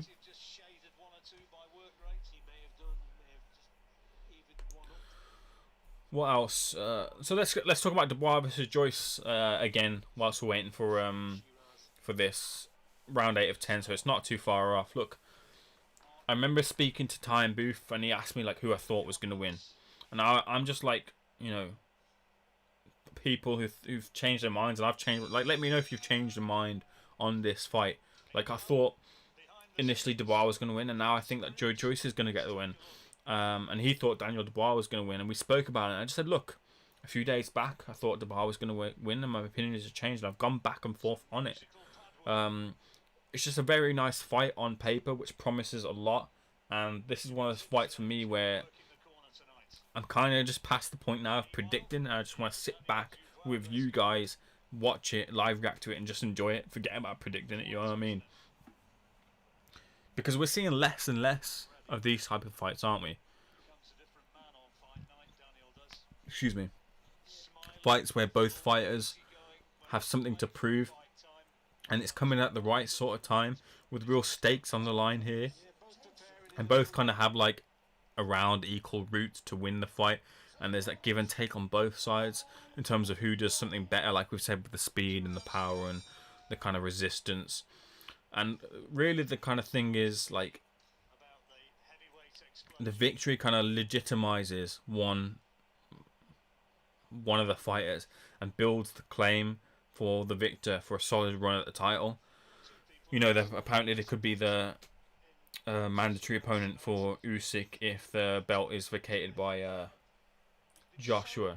But like for Dubois, look, he's proving if he wins, he's going to be one of the brightest young talents in the game, and that he will be either one to compete and dethrone the likes of Fury and your Joshuas, or if they're not around when Dubois gets there, that he'll be one to compete with the likes of Filip Hrgović, who seems to be the consensus next dictator of the heavyweight division, like Klitschko was once. Once Fury and Joshua are kind of off the scene, we'll gauge where Dubois' power is as well. That all-important kind of X factor that fighters need to have in the heavyweight division. If you don't have that X factor in terms of the power in your gloves, you might not make it. And we've seen lesser fighters, like for example your Deontay Wilders, taken to titles and have those runs because they have that X factor in their gloves. There's still that kind of question mark looming over the head of Daniel Dubois as to where his power is, and pending the manner of victory of Dubois, we'll really find out the gauge of where his power is. And for Joyce, look, he's 35. Heavyweights tend to peak around this time. He's somewhere around that peak. He might be slightly over the hill of the peak, but really he's kind of around there. And it's his time to take that spotlight and put himself in that mix in terms of the top echelons of the heavyweight division. He spent that extensive time now in the AMS, the World Series of Boxing. It served him really well. He's beat the likes of Bakadir Jalilov, Mahomed Rasul Majidov, who are both thought of very highly in terms of what they could go on to do in the professional games. Beat Hrgović in the World Series of Boxing, lost to Usyk there too, but he's lost there, but he's had these great learning experiences against those who are considered to be players in the heavyweight game and come out on the better side of the occasions and sometimes of that coin. Now it's time for him to translate that into the pro game against someone who's more than a live opponent, considering his opposition in the professional ranks so far. So the time now is for Joe Joyce.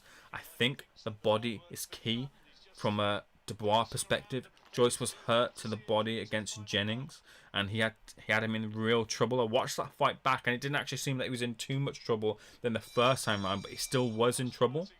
And Dubois does go there effectively. It did happen after Joe Joyce was kind of flaunting and putting on some flashy offense, and then Jennings just landed a nice little left hook, turned it right into under the rib, and Jojo stopped kind of flaunting after that, and then kind of once he recovered, he got back onto it. But yeah, Dubois does really, it's one of his great punches. His body work, his left hook especially to the body, is some of his great work. And I think in his last fight against Snijders, Ricardo Snijders, the replacement opponent, the majority of the punches were to the body. And if Daniel elects to work to the body and then help set up that work off of that, I think he'll be in for a good night. But we'll have to see that. And then from a Joe Joyce perspective, I can see Joe Joyce really grinding him down. Joyce works well to the body too, and you really hear the thud or the slap of Joe Joyce's punches with the lack of crowd, and you realise kind of how much of a punch Joe Joyce actually packs. I think Dubois having like, I want to see Dubois have an opponent who cuts the, like Joe Joyce, cuts the ring off, puts him on the back foot. That's something I haven't seen enough of Daniel Dubois, the back foot element of his repertoire. Does he have that in him? Will we see that in him tonight? We'll have to see that. If he wants to get to the top of the sport, if he wants to win the title, I think we'll have to see that. I mean, maybe you don't have to, like you said, if you've got the Wilder X Factor, but generally that's something we're going to have to see. And I want to see if he does possess that. If he does, then that's another big string to his strings and bows, or whatever the cliche is, in him doing that. But a Joyce, I think that's going to be the key. The bodywork is going to be the key. From a Joyce perspective, that's going to be the key. Put him on the back foot, grinding him down to body and head, clinching, using the old veteran tactics. Shiraz has got his opponent in trouble here. Round 10, he's putting the pressure now. 2 minutes left to go. Pitto, I think, is just going to make it through. Right hooks here. He's really what? Yeah, stops come in. Yeah, Pitto's decent stoppage there, because Pitto thought he was still fighting, even the ref was in front of him. But yeah, round 10, Shiraz gets the stoppage. Maybe that was part of the plan. But anyway, let's get back to this breakdown, because it's coming next. The fight is coming next after this. The ring walks are coming in imminently. But yeah, I think that'll be the key for Joe, just grinding me down, doing those veteran stuff, like clinching, weighing down on him, all the veteran tricks that Dubois hasn't had to deal with just yet. I think that could be something that will really kind of put into favour for Joe Joyce in terms of getting the fight. And like, look, this card may be on the whole pretty crap, but credit for Frank Warren, who seems to be more interested in putting his fighters, fighting them, matching them together to see which of his fighters is the better asset, and then moving them forward. So credit to Frank in terms of that perspective, because he could have gone for easier touches for both of them and set them off onto different positions for both their fighters, right? He could have set Joe Joyce against another opponent, which he'd want to do. Joe Joyce, remember, Joe Joyce was supposed to fight Marco Huck. They had that Brexit battle, didn't they? That was going forward. So Joe Joyce was supposed to fight Marco Huck, but that fight was pulled, didn't materialise. Could have gone for that route, but instead they went for Dubois. And Frank Warren didn't want Dubois to fight Gorman. Obviously, he came through that fight, and Dubois said, "No, I want to fight this fight." And then Frank Warren didn't want Dubois to fight Joe Joyce, but Dubois said, "Yeah, I want that fight." So that kind of tells you where Frank Warren's thinking is in terms of his commodities, in terms of the assets of a fighter, and kind of how he kind of nurtures the prospects and kind of what path he wanted them to go on, and tells you more about the type of fighter that Daniel Dubois is in terms of wanting to take these challenges. But credit Frank, and obviously the book stops with him and putting two of his fighters in there. So it's good to see that we're getting these fights, because we don't get these fights enough. Let's see what you guys are saying in the chat here. I've got 100 on Dubois KO between 5 to 8. Listen, I'm not, as you guys know, and make sure, guys, if you're new in here, please do hit that like and subscribe button. It helps me out loads. I really do appreciate it if you guys support me. I do these videos, live reactions. I interview for Boxing News TV. So if you don't see content on my channel, it's because I'm over on Boxing News TV grinding out a load of interviews. I've interviewed Ty and Booth, done 2 interviews with him recently.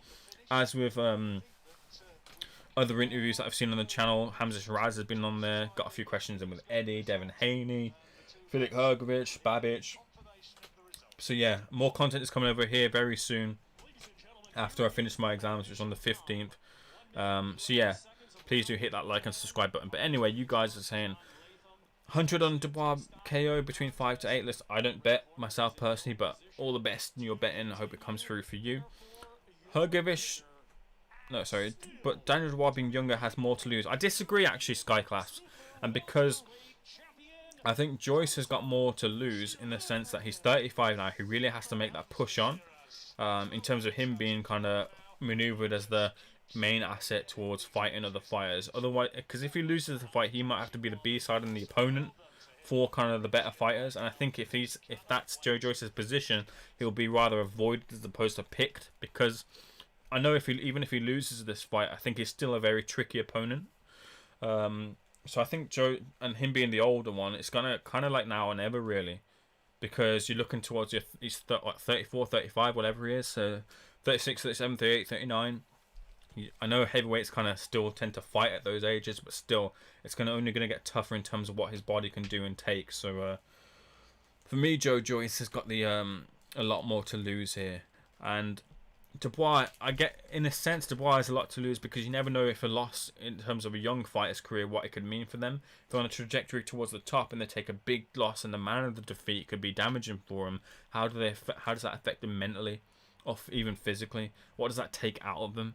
So Dubois, if he does lose, yes, there is a lot on the line for Daniel Dubois, but I think with him being with Frank Warren, I think that can only suit him because Frank will help to rebuild him, take his time with him. And a loss, to be fair, doesn't mean the end of the world because you can learn from that. And that could really kind of be the making of someone like Daniel Dubois, taking that and learning from it because he's kind of had things all his own way. So anyway, even if he doesn't lose and he wins, but not in the best of fashions, him having something to overcome in terms of the opponents he's had so far would mean a lot more for him than him just kind of pushing through Joe Joyce. Yes, it would kind of say he's on a high level, but he needs to have that fight where he's put in a bit of a position where he's kind of backed up, maybe even hurt, and he comes through it.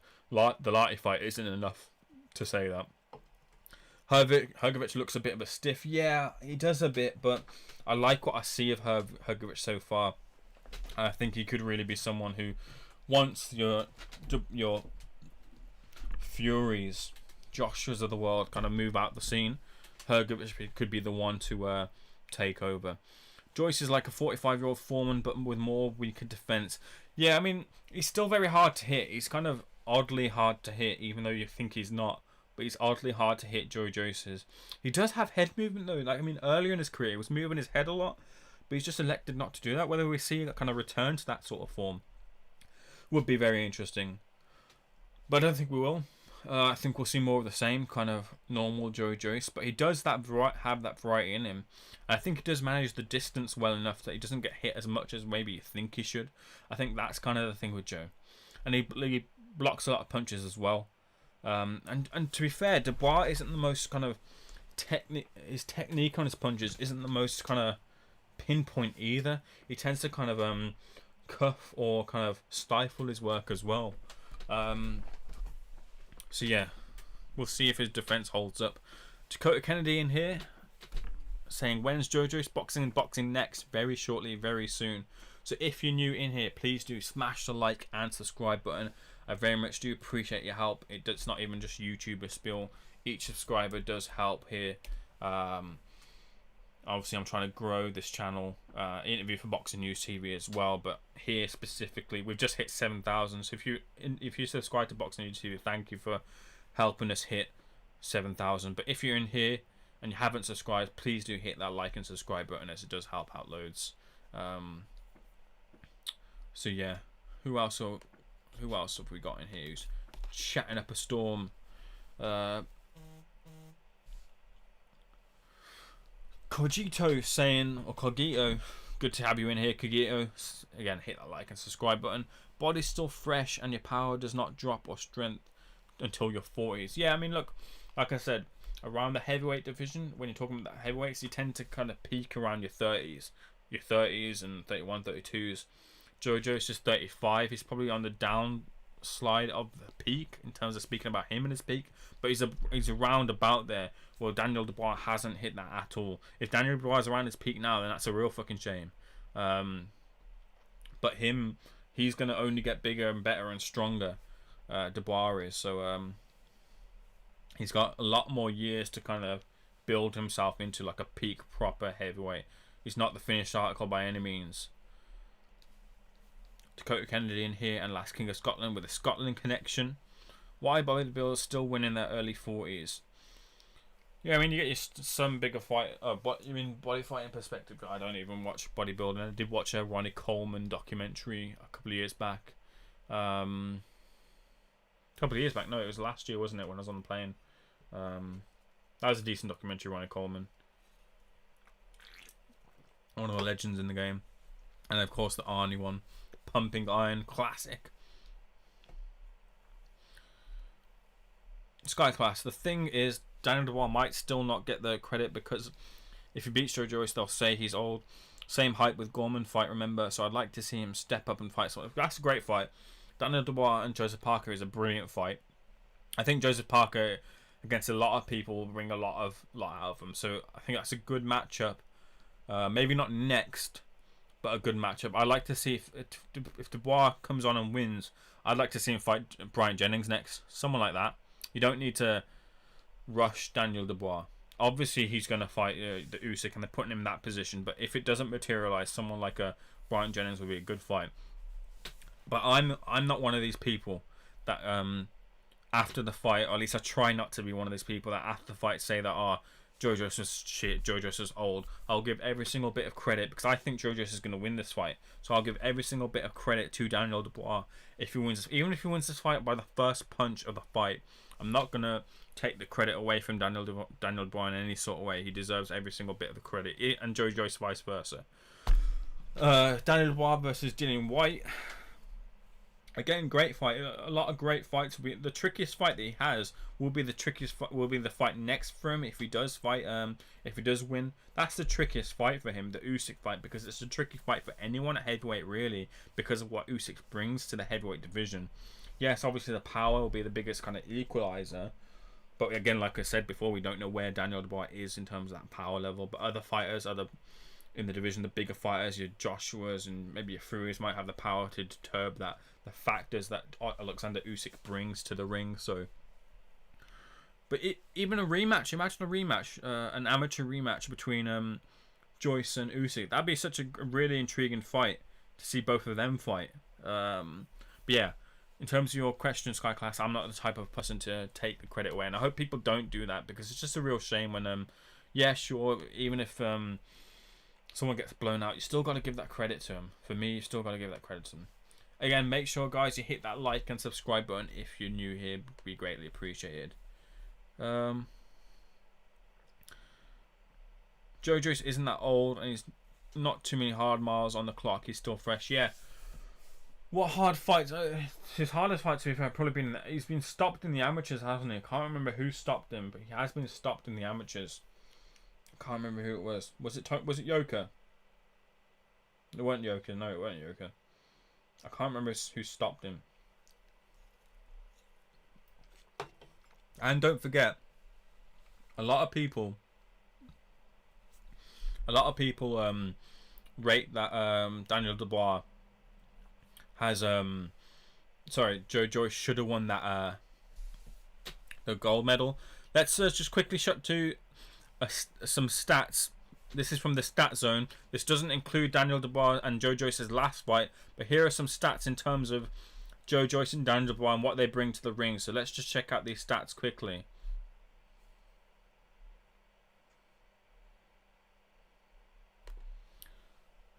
So as I said, these stats that you're seeing on the screen right now don't include the last fight that both Joe Joyce and Daniel Dubois had. Hopefully you guys can see that in front of your screen quite clearly. If you can't, then just let me know. But in terms of the things I want to pick up on, obviously the rounds will be different now, obviously because they both had the Wallace fight and the Snijders fight. So again, it doesn't include those two fights here. It goes up to the Bryant Jennings and the Fujimoto fights. So do take note of that. But the things I want to pick up on are the height difference. It's only an inch differential in height between Daniel Dubois and Joe Joyce.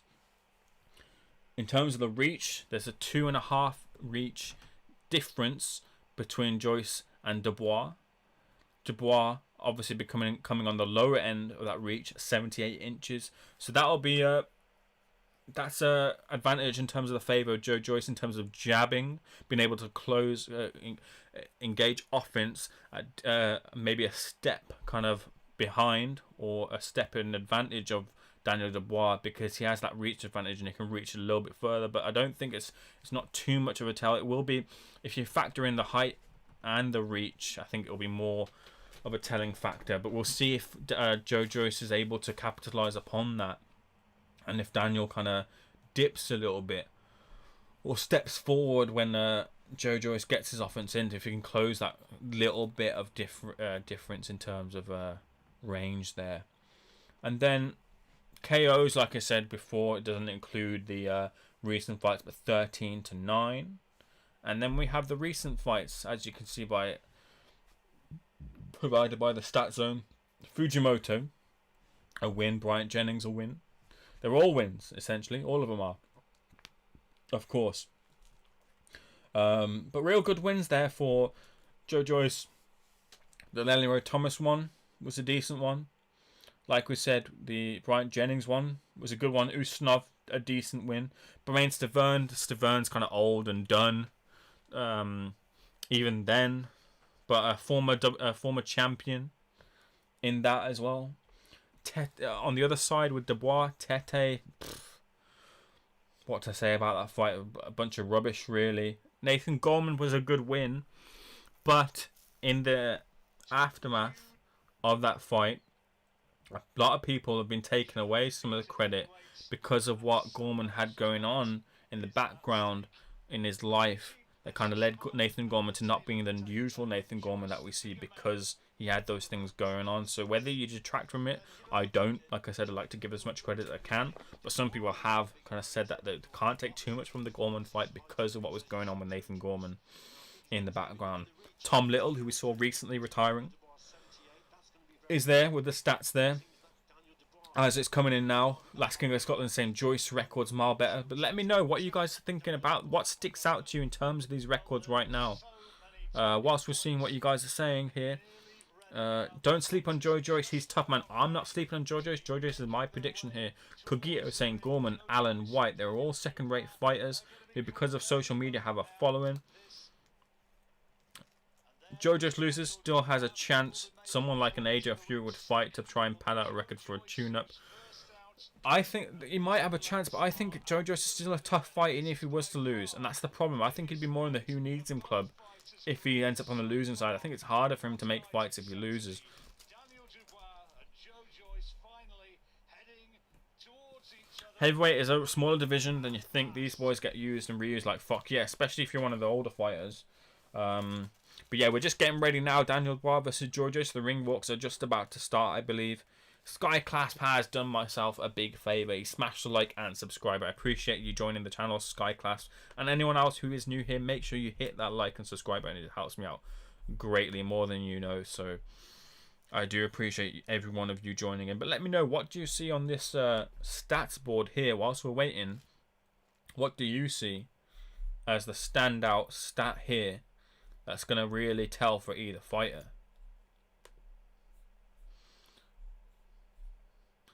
As you guys are saying here, 6'3", he has power. 200. Yes, let's get into that. Let's get into the weights as well.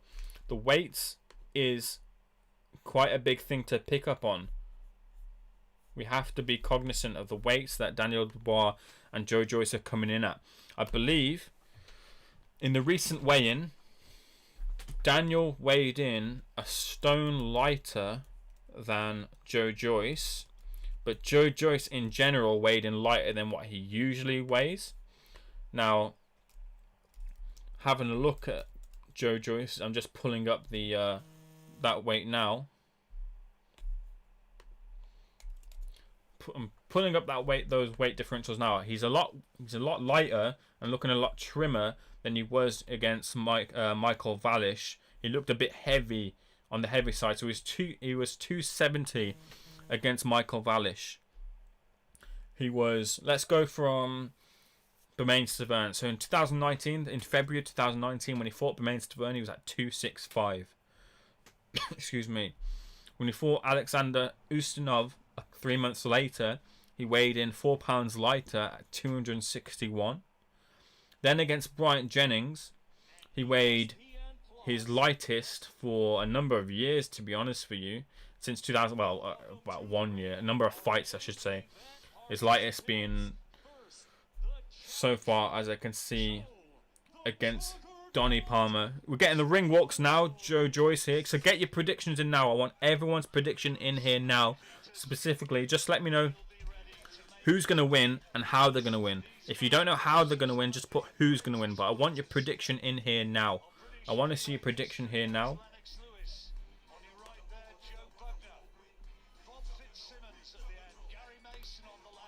So yeah, I want to know your prediction, guys, now. Let's get it before the bell happens. Put your balls on the line here and let me know who you think is going to win. I'm going to do the same thing as well. If you haven't heard who I think is going to win, I'll tell you. But let me know right now who you think is going to win and how. And as we were saying, I've just opened iMovie here accidentally. But look, Stiverne 265, Oleksandr Usyk 4 pounds lighter 261, Bryant Jennings, the lightest he'd weighed for a while, 256 against Bryant Jennings. Michael Valish 270, one of the highest he's weighed in his career, if not, yeah, it was the highest. Now against Daniel Dubois, he comes in a trimmer 259, who Daniel Dubois himself comes in at 244.5 pounds. So there's a lot more heavier a fighter Joe Joyce is. I think we probably expected Joe Joyce to come in heavier than Daniel Dubois, but there is still, what is that, 15 pounds difference, around 15 pounds difference, whereas Daniel Dubois has kind of steadily been climbing in terms of his weight. From the start of his career, weighed around 231, and 244 is the high, 244.5 is the highest he's weighed in his career. He's kind of been around the 239 kind of mark. 239s, 236 as I'm seeing here, 239 for Nathan Gorman, 240.25 for Ebenezer Tete, 244.5 being the most he's weighed in for a while. But still, Daniel Dubois losing in terms of having that, being the lighter. But I think that speed that Daniel Dubois kind of carries, it still carried it, even though he's been kind of heavier. He's still been kind of maintained the speed that he does have. Whether that's a youth thing, I don't know, but he still has that speed. But maybe that could be a telling factor here. What are you guys saying here now? Dubois has been fighting bums apart from Gorman. Yeah, I agree with you. Gorman's still tier 2 fighter, will never be a champ other than some fake belt. You never know, really. You never know.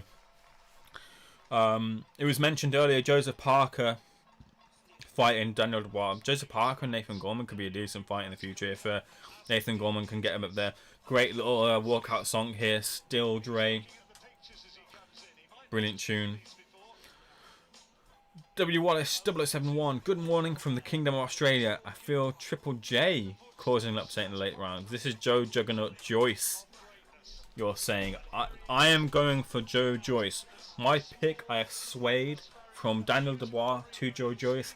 I have settled for a while now for Joe Joyce.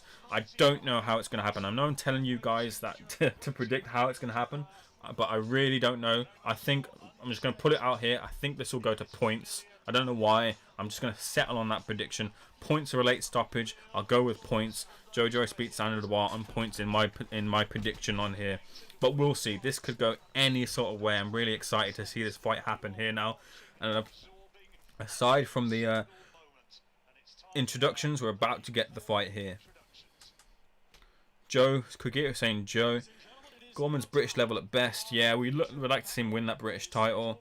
Impressive win, upset once again, experts being wrong. My head says Joyce, but the gambler in me put 100 on Daniel Dubois. KO in between 5 and 8 rounds. Again, I don't gamble, but all the best in your in getting the win. If Joyce can take the power, what else can Dubois do? This is the thing. Dubois, we need to see more. We need to see a game plan B. We need to see a variation of power. He's kind of very ordinary in terms of the shots he throws. But that doesn't. You don't have to be flashy in the heavyweight division. You really don't have to. I mean, Klitschko made a career off jab, jab, and jab, jab, right hand grab, or jab, jab, and grab. So me saying that about being ordinary doesn't really matter in the heavyweight division. So fuck that, and fuck me saying that as well, because Dubois doesn't really need to have to show anything to be someone who can contend or win a title right now anyway. Apart from beating the opponents in front of him. Ian John Lewis we haven't talked about the referee. Ian John Lewis is a very interesting referee choice. Someone who likes to, even in sometimes in the slightest bit of a fighter being in trouble, Ian John Lewis can come in and split an opponent and wave a fight off in an instant. So that could be a real telling factor in this fight if Ian John Lewis comes in early with the stoppage. Don't forget that the referee plays a real big part in these heavyweight fights. We've seen recently Joseph Parker versus Anthony Joshua. Remember the Italian referee there? Does anyone remember him now? I can't remember a fight he's refereed since. But just keep that in mind there. Keep that in mind about the referee and how the referee could get to influence this fight in terms of stopping this fight early. But Joe Joyce is getting his introduction right now, as is Daniel Dubois. And very, very, very soon, I'm starting to get a bit excited here now.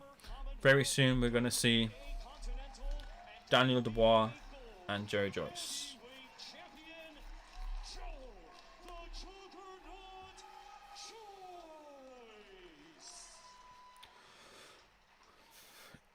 Because they were trained by Stewart, what are you saying here?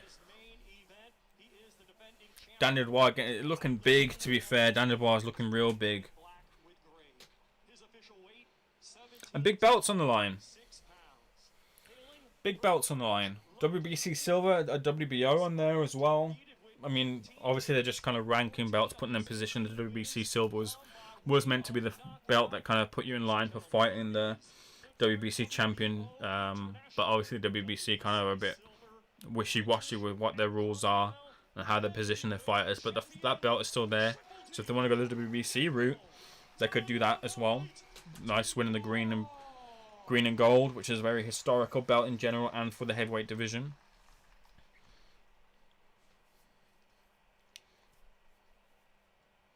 But here we are and here we go. Both fighters about to go to the centre ring and get their last instructions from the referee, Ian John Lewis. And I am the referee.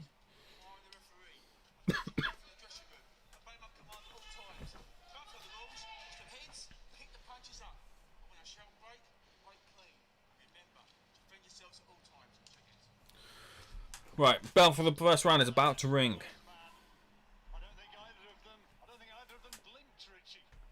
You can just sense the tension in the air. And who's going to make the better starts? That is key. Bell for the first round rings. Centre of the ring. Jabs exchanged. Jabs to the body lands for Joe Joyce. 1-2 for Daniel Dubois. Joyce backs up Dubois and lands a jab to the body. Feints a double jab. Nice jab there from Daniel Dubois. And again. 1-2 for Joyce, just misses. Jab to the body lands, Joyce. Right hand counter lands for Dubois twice. Tries to throw a right hook, Joyce does, but it misses.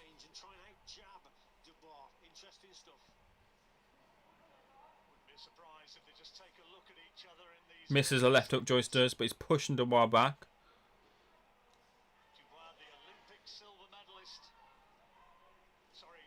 Left hook to the body from Joyce and a left hook in turn from the body to Dubois. Jab to Joyce's face as well.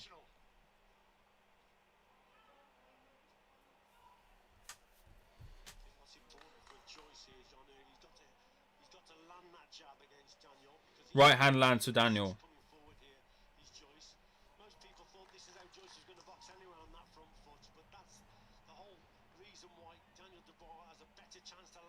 Jab lands for Joe Joyce. 90 seconds left of the first round. Jab to the body from Joe Joyce as well. Jab as well, stopping the offense of Daniel. And again.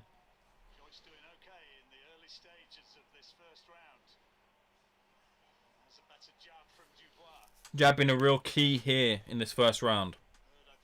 And a jab landing again for Joe.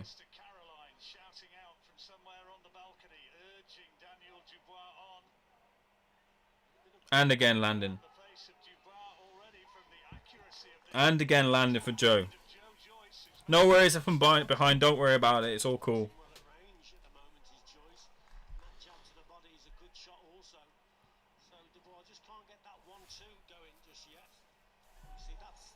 I'll try and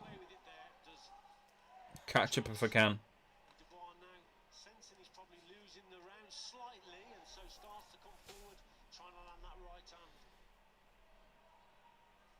Fascinating open round. Joyce going well so far. Dubois maybe just Bit reddening on the nose of Joe Joyce already. And Dubois, to be fair. The opportunity to land that big right hand. He's not really established his jab as well as you might have expected so far, Richie. It's clever boxing from Joyce at the moment. He's boxing at distance. He's not coming over the... 10 seconds left of the first round. I'll try and catch up if I can get to... There's a right hand lands for Joe Joyce. Solid first opening round for Joe Joyce there. Let's see if I can catch up. See if I can get a...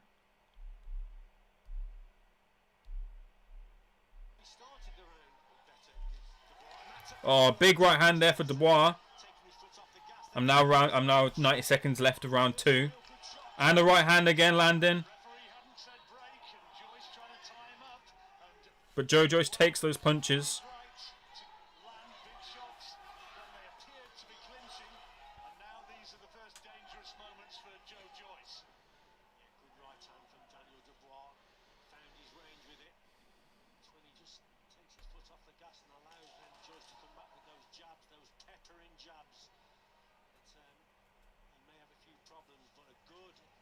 Make sure if you're new here, smash the like and subscribe button. Jab lands for Joe Joyce.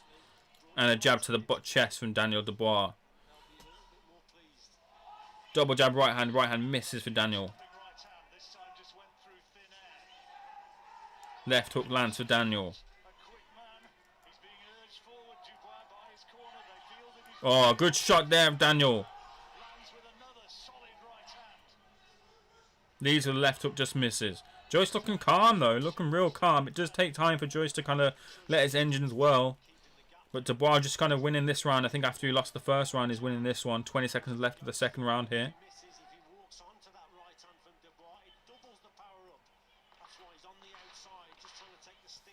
Right hand lands for Daniel as well. Big round here for Daniel Dubois. Jab lands just at the end of that round for Joe Joyce. But a good round from what I saw there from Daniel Dubois. End of the second round.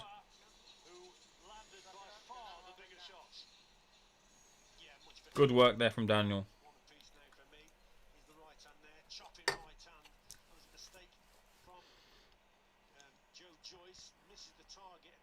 Heads look like they clashed as well there.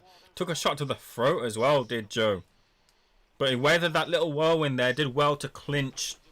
And that stopped the offense. He did eat a big right hand though to the high on the temple there. He was lucky his senses weren't scrambled there. But a good shot there from Daniel, who kind of took over there in that second round.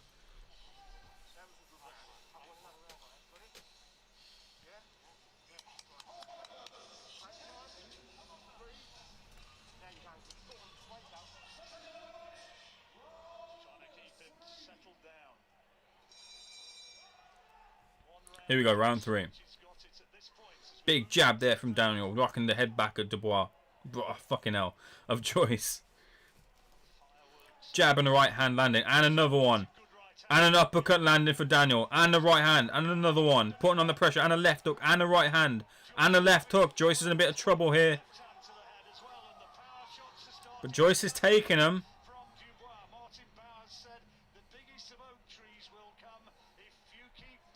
Good work here from Daniel. Really showing some maturity here.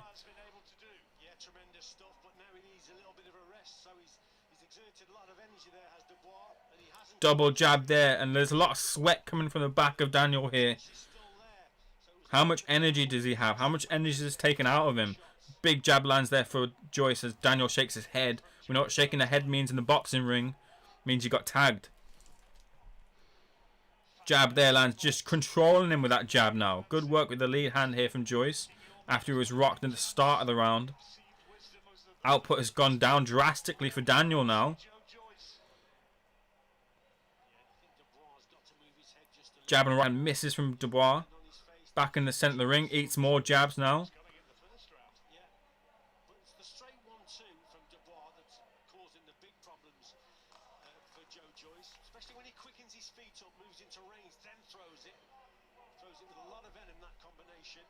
Joe Joyce with the fantastic amateur pedigree.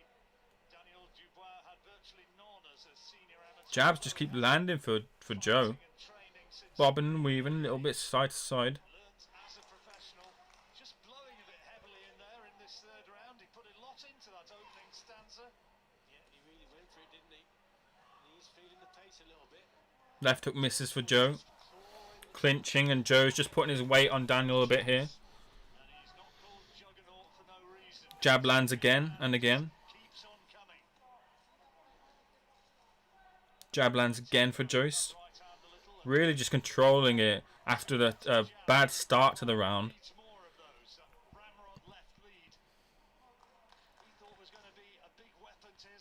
Feinting with the double jab and then lands the jab, Joe Joyce does. 1-2, left hook to the body was a nice one there from Daniel. Didn't quite put all the power in there, but just tagged him, varying the power, which is good.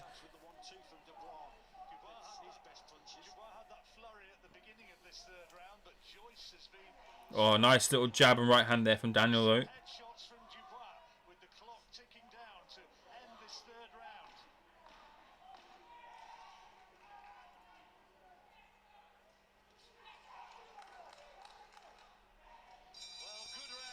Nice round there, enjoyable. Very hard to pick there. Very hard to pick that round was. Maybe Dubois with the more telling punches, but the jab control there from Joyce was really good as well. Hard to score, and I ain't scoring it either. Fuck that, I'm just enjoying this fight. Let me know if you're scoring it. Jimmy Tibbs and Steve Broughton giving the instructions here in the corner to Joe Joyce. I think they'll look to just kind of, again, weather this bit out, and the start of the rounds kind of aren't great for Joe. But look, this is the power thing that I was on about. Look, Joe Joyce is standing up to this power here. He hasn't taken one fully flush, but this is what I meant by the power so far. We'll see if it tells further on into the fight. But also, Daniel Dubois is looking quite tired as well. His output drops quite drastically after the first 45 seconds to a minute.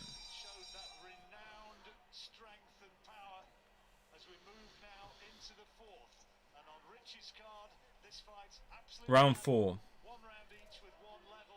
Hard jab there from Daniel Dubois.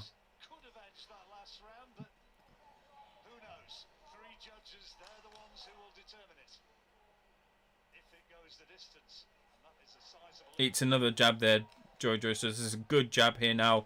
Daniel Dubois showing.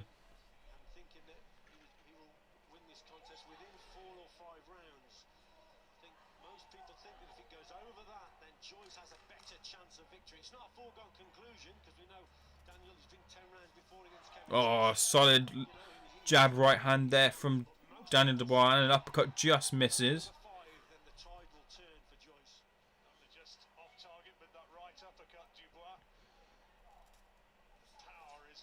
Eats a right hand. I think he ate a right hand there. Left hook to the body lands from Daniel.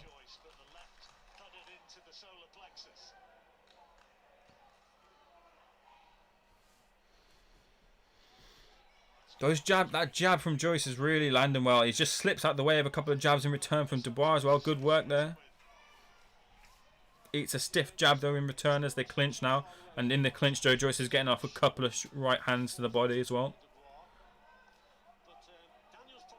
Make sure you hit the like and subscribe if you're new here. Right hand lands for Dubois. Jab lands for Joyce. Again the jab. Dubois breathing heavy here. Breathing very heavy here. Sighing a little bit there. Jab lands and again double jab lands for Joyce. Joyce just hasn't breathed heavy once. He's just wary of a right hand counter though.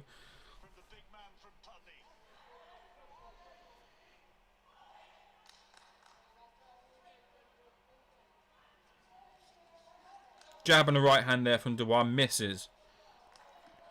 Dubois is looking very, very tired here, I think, a little bit. I wouldn't say, but I'll take that back. Not very, very, but he's looking tired.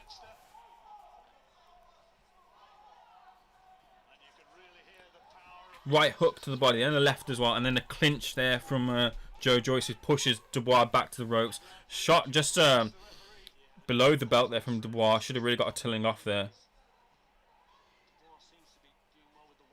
Jab there from Joyce. Misses the jab landed for Daniel, but the right hand missed. Eats another jab.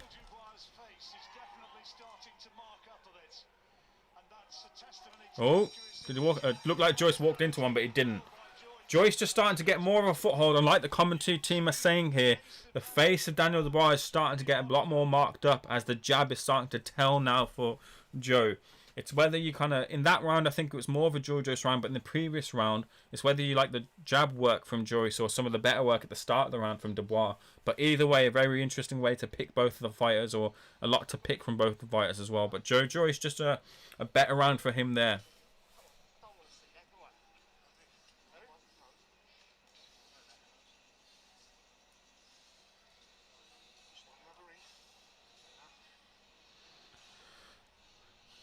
Bruising on the top of the left of the eye of Dubois. The team are just working on it. Dubois looks tired, man. Dubois looks really tired.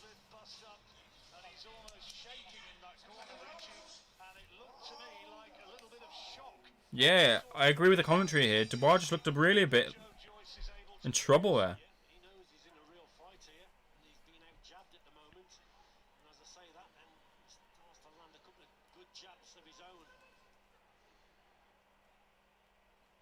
Why is the ref stop this? Was it from some water?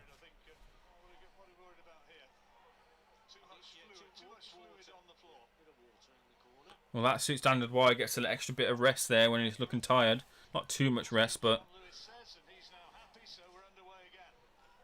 Round 5 of 12. Double jab, right hand for Dubois. Doubles up on that right hand as well. Catches Joyce. Left hook catches Joyce as well. Jab in return from Joe Joyce.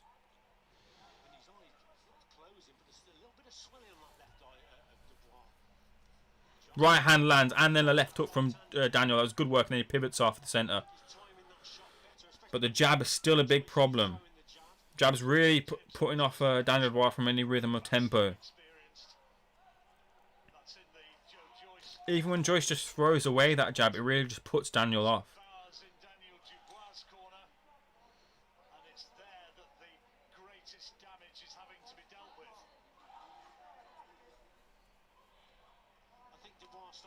Right hand to the body from Joe. Jab to the body from Joe.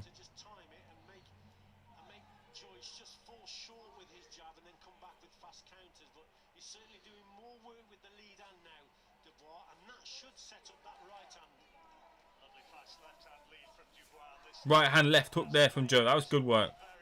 Varying of the offense there.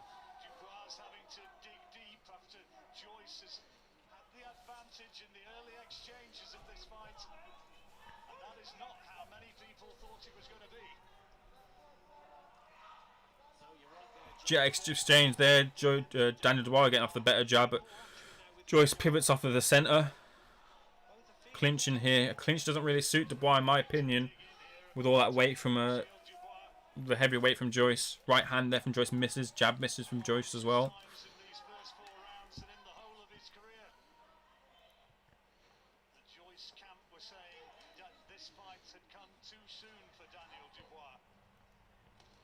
Jab there from Joyce lands to the body. Right hand lands to the body there. And a right hand up to the top as well from Daniel. Eats a jab but lands a right hand in return. Oh, nice right hand. And then a left as well there from Daniel at the end of this round. Jab again from Daniel. Second wind here from Daniel, I think.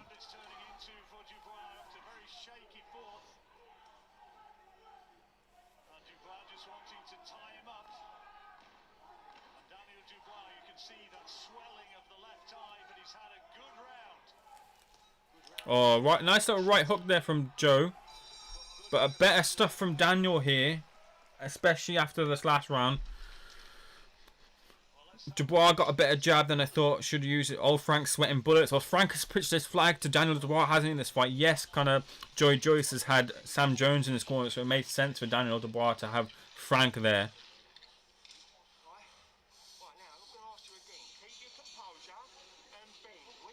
Keep your composure and bend here, is what Bowers is saying.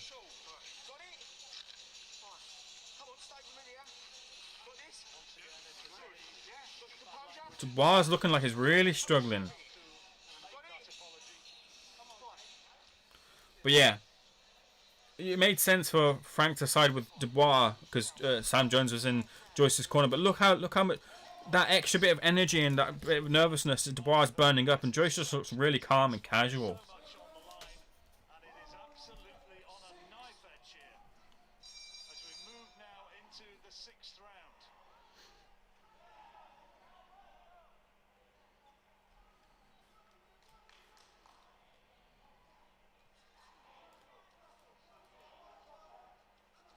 Left hook lands for Daniel Dubois inside. Listen, either way though, Frank comes in with the winner and leaves with the winner, doesn't he? Yes,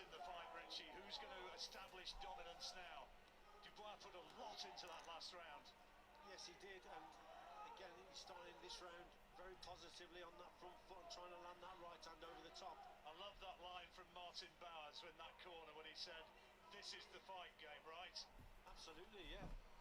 Martin Bowers very experienced, so Right hand, oh, nice little right hand counter lands for Joyce. Good little right hand counter inside from Joyce there in that exchange. Jab to the body there from Joyce as well. Up and down variation of land to the body and lands 2 jabs to the head. Dubois on the back foot. This is Joyce. Dubois on the back foot. Jab right hand there for Joyce, for Dubois, and a left hook. Left hook to the body as well. I need more body work from Dubois. Dubois breathing very heavy here. dips his head, slips to the left with his head, and then whips that right hand over. Right hand lands for Dubois though. From Dubois. Joyce's chin being tested and he takes it though. Joyce doing the veteran tricks here, just pushing his man back towards the ropes, just zapping more energy off of him. Joyce took a good shot.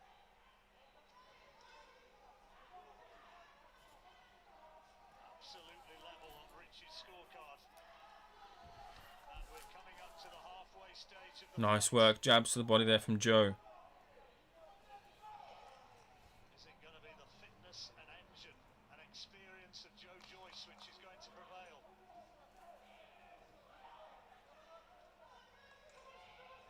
Daniel Dubois is having to eat so many of those jabs. He's boxing well at range here, Joe Joyce. I think Dubois again. Oh, good work there from Joe. Rocking the head back of Dubois. Dubois tried to get some offense in. Again, that left eye begins to swell more. I wonder how much of a factor that could turn out to be the further the fight goes. The left eye of Daniel Dubois. Yeah. Oh, nice right hand there though from Dubois. And the left hook to the body. A little bit of movement to the side again and finds the top. Joe's really showing his chin, isn't he? Round 6 of 12. This is where Last King of Scotland has his bet. Left hook to the body there from Daniel. More body work is better for Daniel. Bodes better for him. That left hook getting, left eye getting worse and worse. Jabs again, eating the jab. Daniel Dubois is.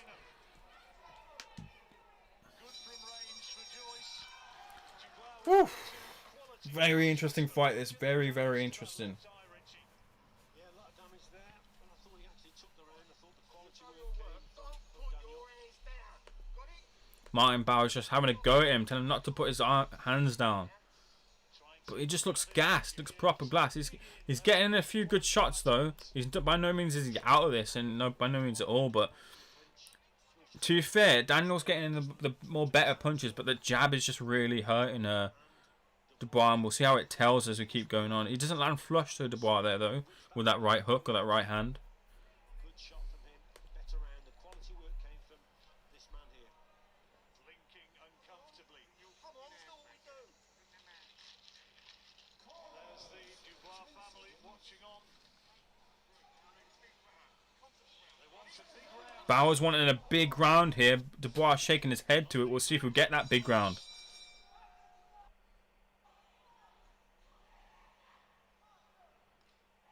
Daniel Dubois with the DDD around his waist. Jab from Joyce really telling, and then big right hand there from Daniel, and a left hook, and a right hand, and an uppercut. Uppercut, and now comes the big toe-to-toe exchange. Yeah, tremendous work there from Dubois. Big jabs here, taken in return though from Daniel. Look again, Joe Joyce is teeth tough. He comes through it, and you see Daniel. He's exerted a lot of energy again. Will this build up, John? Where he's going to tire himself out. He goes for it. He lands big shots, but he doesn't get the job finished.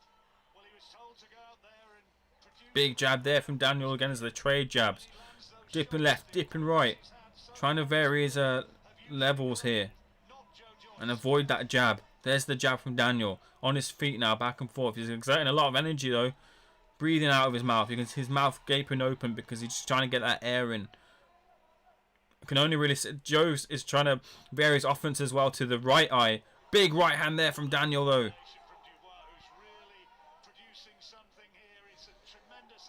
Another jab there from Joe.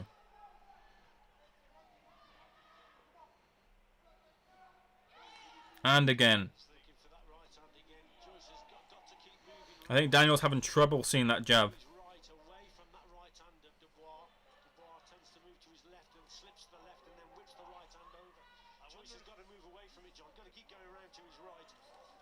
Big right hand from Joe Joyce lands on Daniel. That looked like it hurt, but Daniel took it well.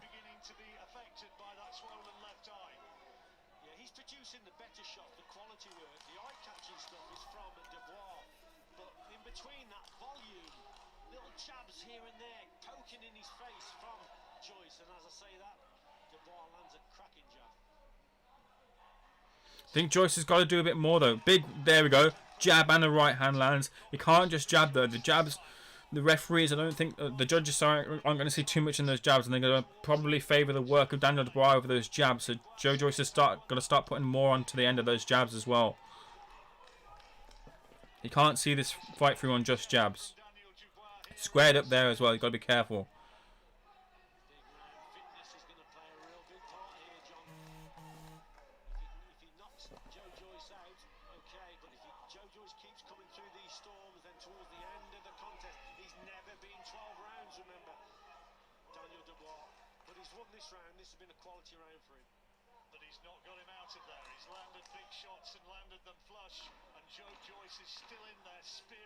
Misses with a jab on the right hand. Daniel did. Last few seconds of another dramatic round, and a round which I'm sure Daniel Dubois has It's really can't take your eye off this at all. Obviously, because it's a heavyweight division, but Frank's sweating bullets. I'm sweating here as well.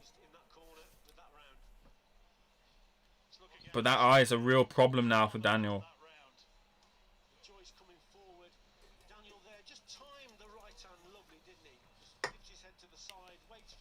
A Dubois round for me, but the damage Joyce is taking. Dubois is taking, sorry.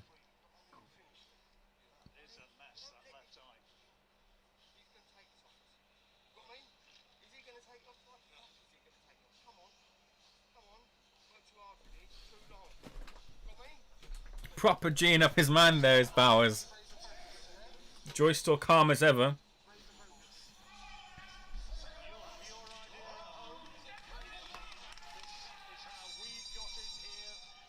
You gotta wonder if it was any different if Ismail Salas was in the corner in terms of the instructions. It would be, wouldn't it? But unfortunately, Salas got COVID.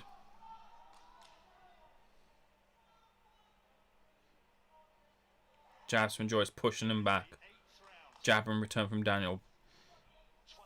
Right hand to the body, then left hook up top, just partially landed for Daniel. Exchange of jabs there again. Right hand lands for Daniel Dubois. Straight right hand.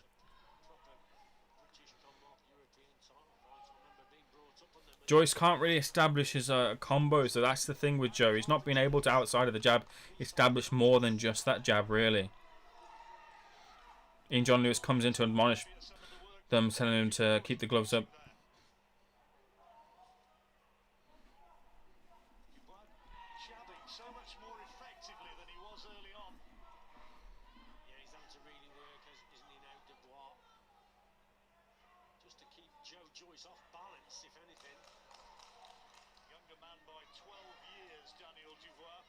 Oh, right hand lands for Joe Joyce.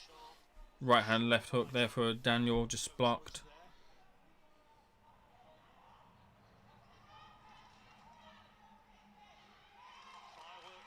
There's the jab landing from Joyce, but nothing. He's not building off of that like we usually see.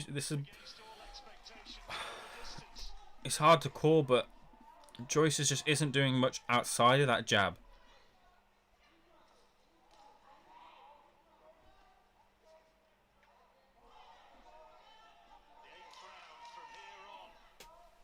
Most people were thinking this could be Joe Joyce territory.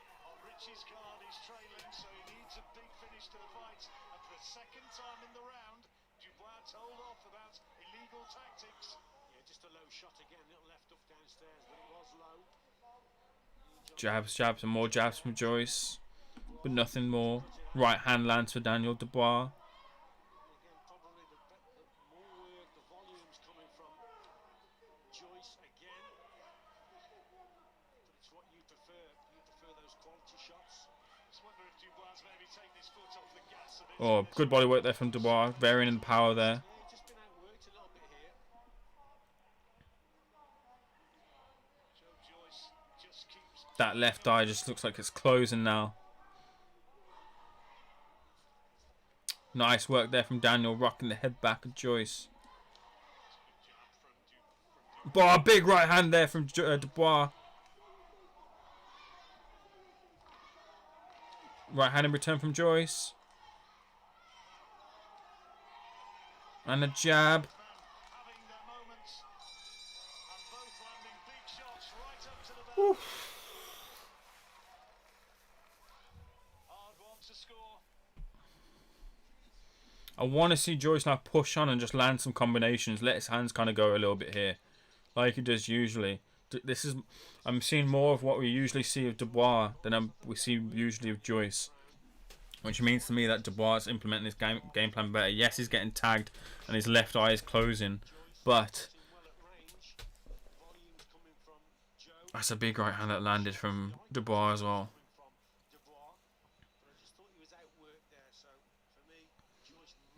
Is anyone scoring this? Let me know if you're scoring it and how you got it.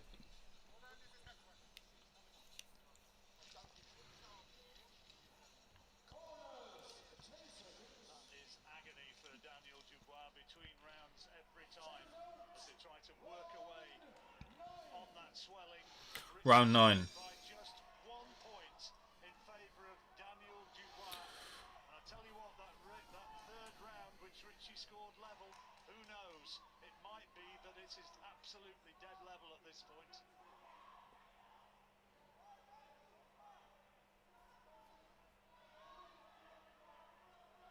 Joyce still up on his toes. Still Joyce just looking like he's got lots left. Jab down to the body for Joyce. And up to the top now. Lands. Single shot though, not doubled up. Evening Tosh Bear Grills Malone Jr. Or Junior Malone, sorry. 4-4 for me, seeing a close fight here. Not been scoring it. Just been enjoying it for what it is. Bit low there from Daniel. Doesn't get admonished this time round.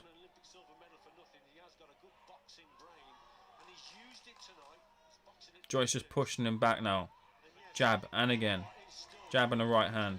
Joyce just a bit afraid to just put more punches on the end of like a jab or a right hand. That's the issue here for me. jabs by Joyce. Boxing well here in this 9th round. The Olympic silver medalist, who to many people's eyes who watched that Olympic final in Rio, he was very unlucky not to come away with the gold. Big right hand there. Well, it wasn't that big actually. It's blocked. Desperately unlucky. Isn't going to be his night. Dubois has given an awful lot. You can see just looking at the two men who has taken the more damaging shots. Pace has just slowed a little bit in this round. That's probably suiting Dubois, if anything. I think Joe Joyce himself is just... Right hand just misses from Daniel. That's probably favoured. Right hand lands though from Joe Joyce. 1-2 from Joyce. And the jab lands. And again. Waiting for Joyce to commit himself, looking for the opportunity to launch one of those big overhand right hands, maybe. Again, though, Joyce Jab lands again. is right. He's moving away from the shot. There, Right hand left hook. The left hook landed, but the right hand missed for Daniel Dubois as they clinch. you see. Obviously, you risk walking onto a left hook, but Daniel hasn't really thrown that. He hasn't threatened with that shot. It's the right hand that he's really looking for. What's the odds on a draw? Frank would love a draw, wouldn't he? Because then he could bring the crowd in. He could sell the draw, couldn't he? Misses the uppercut there. Joyce would have been a nice shot if it landed. Here comes Joyce again, fighting for the full 3 minutes of the round, right the way up to the bell and finishing strongly. And Dubois absorbing some punishing shots in the last few seconds of that round. And you saw there. What I want to know is how they managed to mute the swearing in the corner. Well, it's probably something to do with the delay, maybe. They're managing to... Now, this is reality. I haven't heard any swearing yet, to be fair. Indeed, that was a good round, I thought, for Joe Joyce there. Is the eye shut now? I had a quick look at it. I couldn't see it. It looked like it was about to close. Yeah, it doesn't look great at all.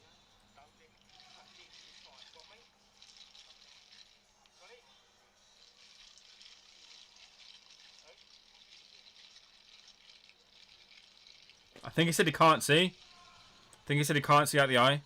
10-1 the draw, was it?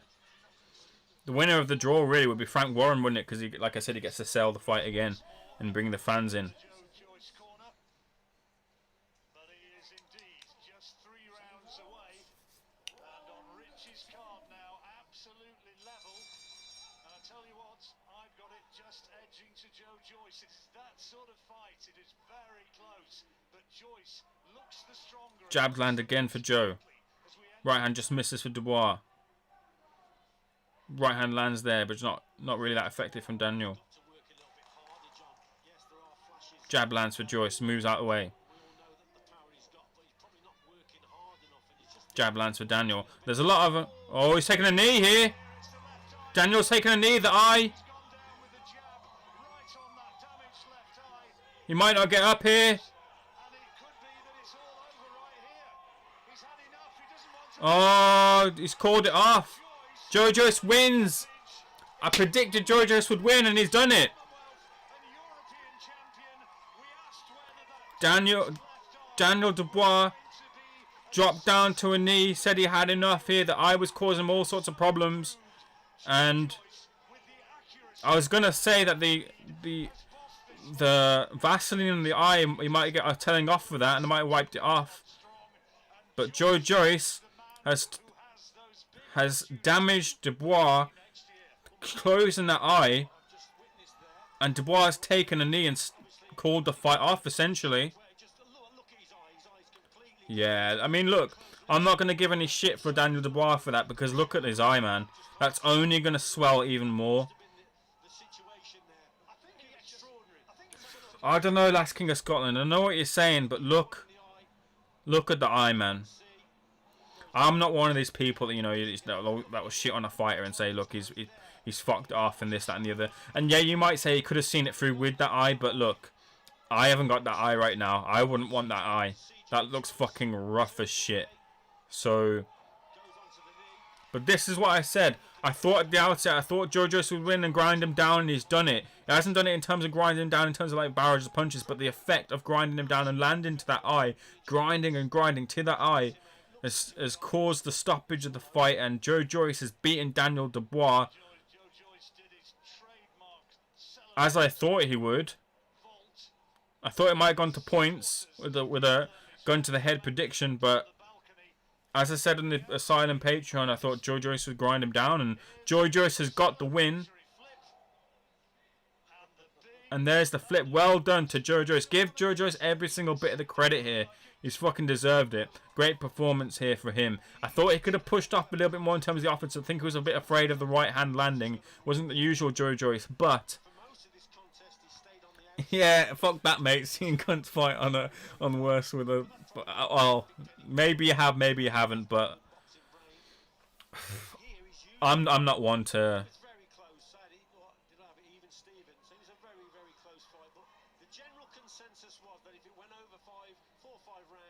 But well, listen, Dubois will build from this, Dubois will learn from this, and... It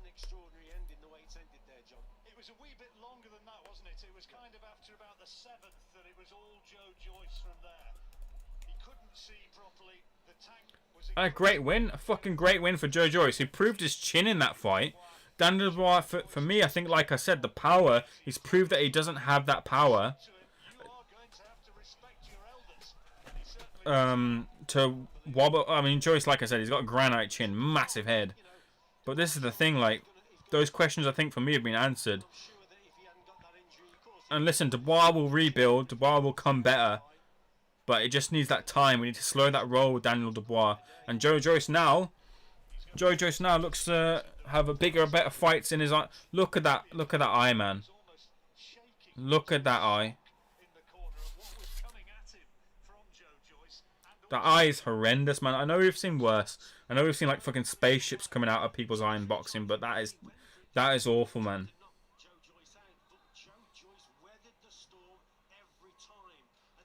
I'd love to see what the cards were.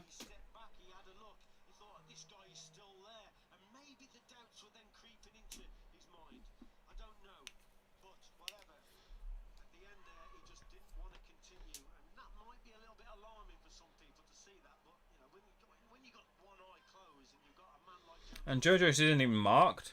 A little bit of marking under the eye, under his left eye, but what a great win for Joe. Yeah, well done, Big Joe. Like, fair play, big man. Yeah, I mean, all credit to him. Not taking any credit away from Dubois. But big win for Joe Joyce. Ladies and gentlemen, here is the official time. 36 seconds of round number 10. Our referee in charge, Ian John Lewis, reaches the count of 10. Therefore, your winner by way of count out. And now the new British. And there he is. British, Commonwealth, European, WBO, WBC Silver, all that shit. But the big ones, British, Commonwealth and European. Joe Joyce. This is his time now. And he's done it. The performance of his life. Bitter disappointment for Daniel Dubois. He can perhaps come again. He surely will. But for Joe Joyce, 2021 looks very, very exciting indeed. Big win. I'm kind of just surprised, you know. Dubois looked kind of like really bothered by it in the corner. From round 3, he looked really bothered by it in the corner. And he had to be G'd up by his corner as well to kind of continue on. But in the end, he made that decision himself. The fighter made the decision himself to take the knee after he'd got jabbed in the face again to that eye, which was shut, which was swelling rapidly. And he said no more. And the fight's been called off. And Joe Joyce stands with those belts around his waist as the champion.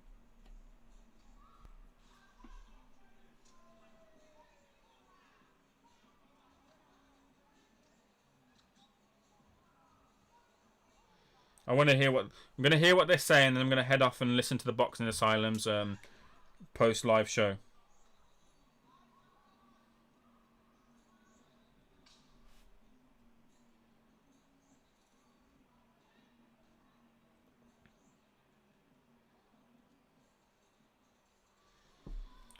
But who predicted that then? Who would have predicted that? Like, I mean, like I said, I thought Joe Joyce would grind him down and win and stop him, and I suppose he has.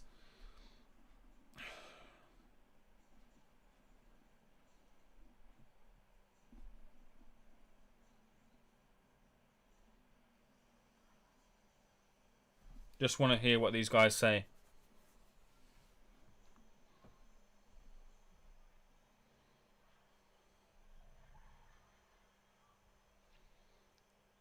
And we'll see. This is one of those things with losses like this for Dubois. We'll see what it does to him.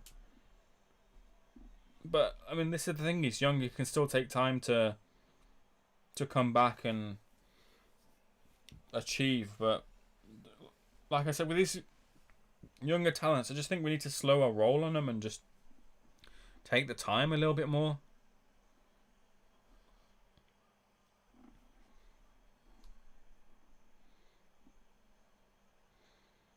Just waiting for the reaction here. Joyce is just getting an interview, I believe. I'm just waiting to hear it.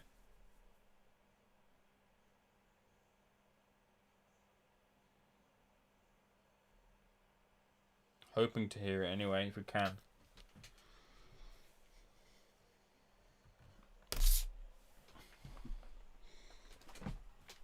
If we can't, no bother. But Frank must be Frank obviously heavily backing Daniel Dubois. Now he's going to heavily back Joe Joyce and come back, and maybe that relationship's a little bit affected there. Well, I mean, Frank obviously walks in with the winner, walks out with the winner regardless, because they're both their fighters. But Joe Joyce there might have a little bit of angst there towards Frank, who'd heavily backed his man. So, but very interesting kind of dynamic now with Queensbury in the heavyweight division there, with what they do with Daniel Dubois, what they do with Joe Joyce.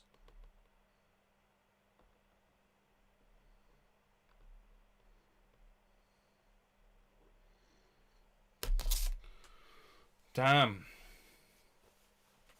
I predicted Joe Joyce win. I don't think anyone predicted that Dubois would just call it off, though. I can't take any credit for that.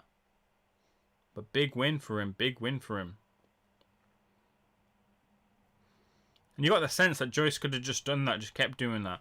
Those jabs. It's really all he needed. I know I was calling for more from him, for more variation and putting more on the end of the combinations. But really, it was just all he needed. All he needed to do was just jab.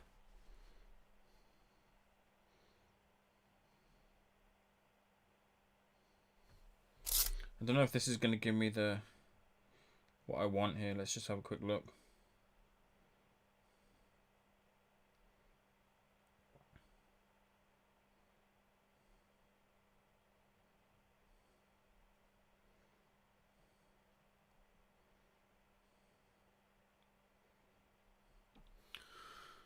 Very interesting. I feel a bit bad for Daniel. I do feel a bit bad. But this is the heavyweight division. This is what happens, and he had to come through this sort of this kind of adversity if he was gonna march on forward in tougher fights. He had to come through something like this, and I think it's just showing he wasn't really fully ready for this type of test. So it's what he needs, really, in the harsh sense of it.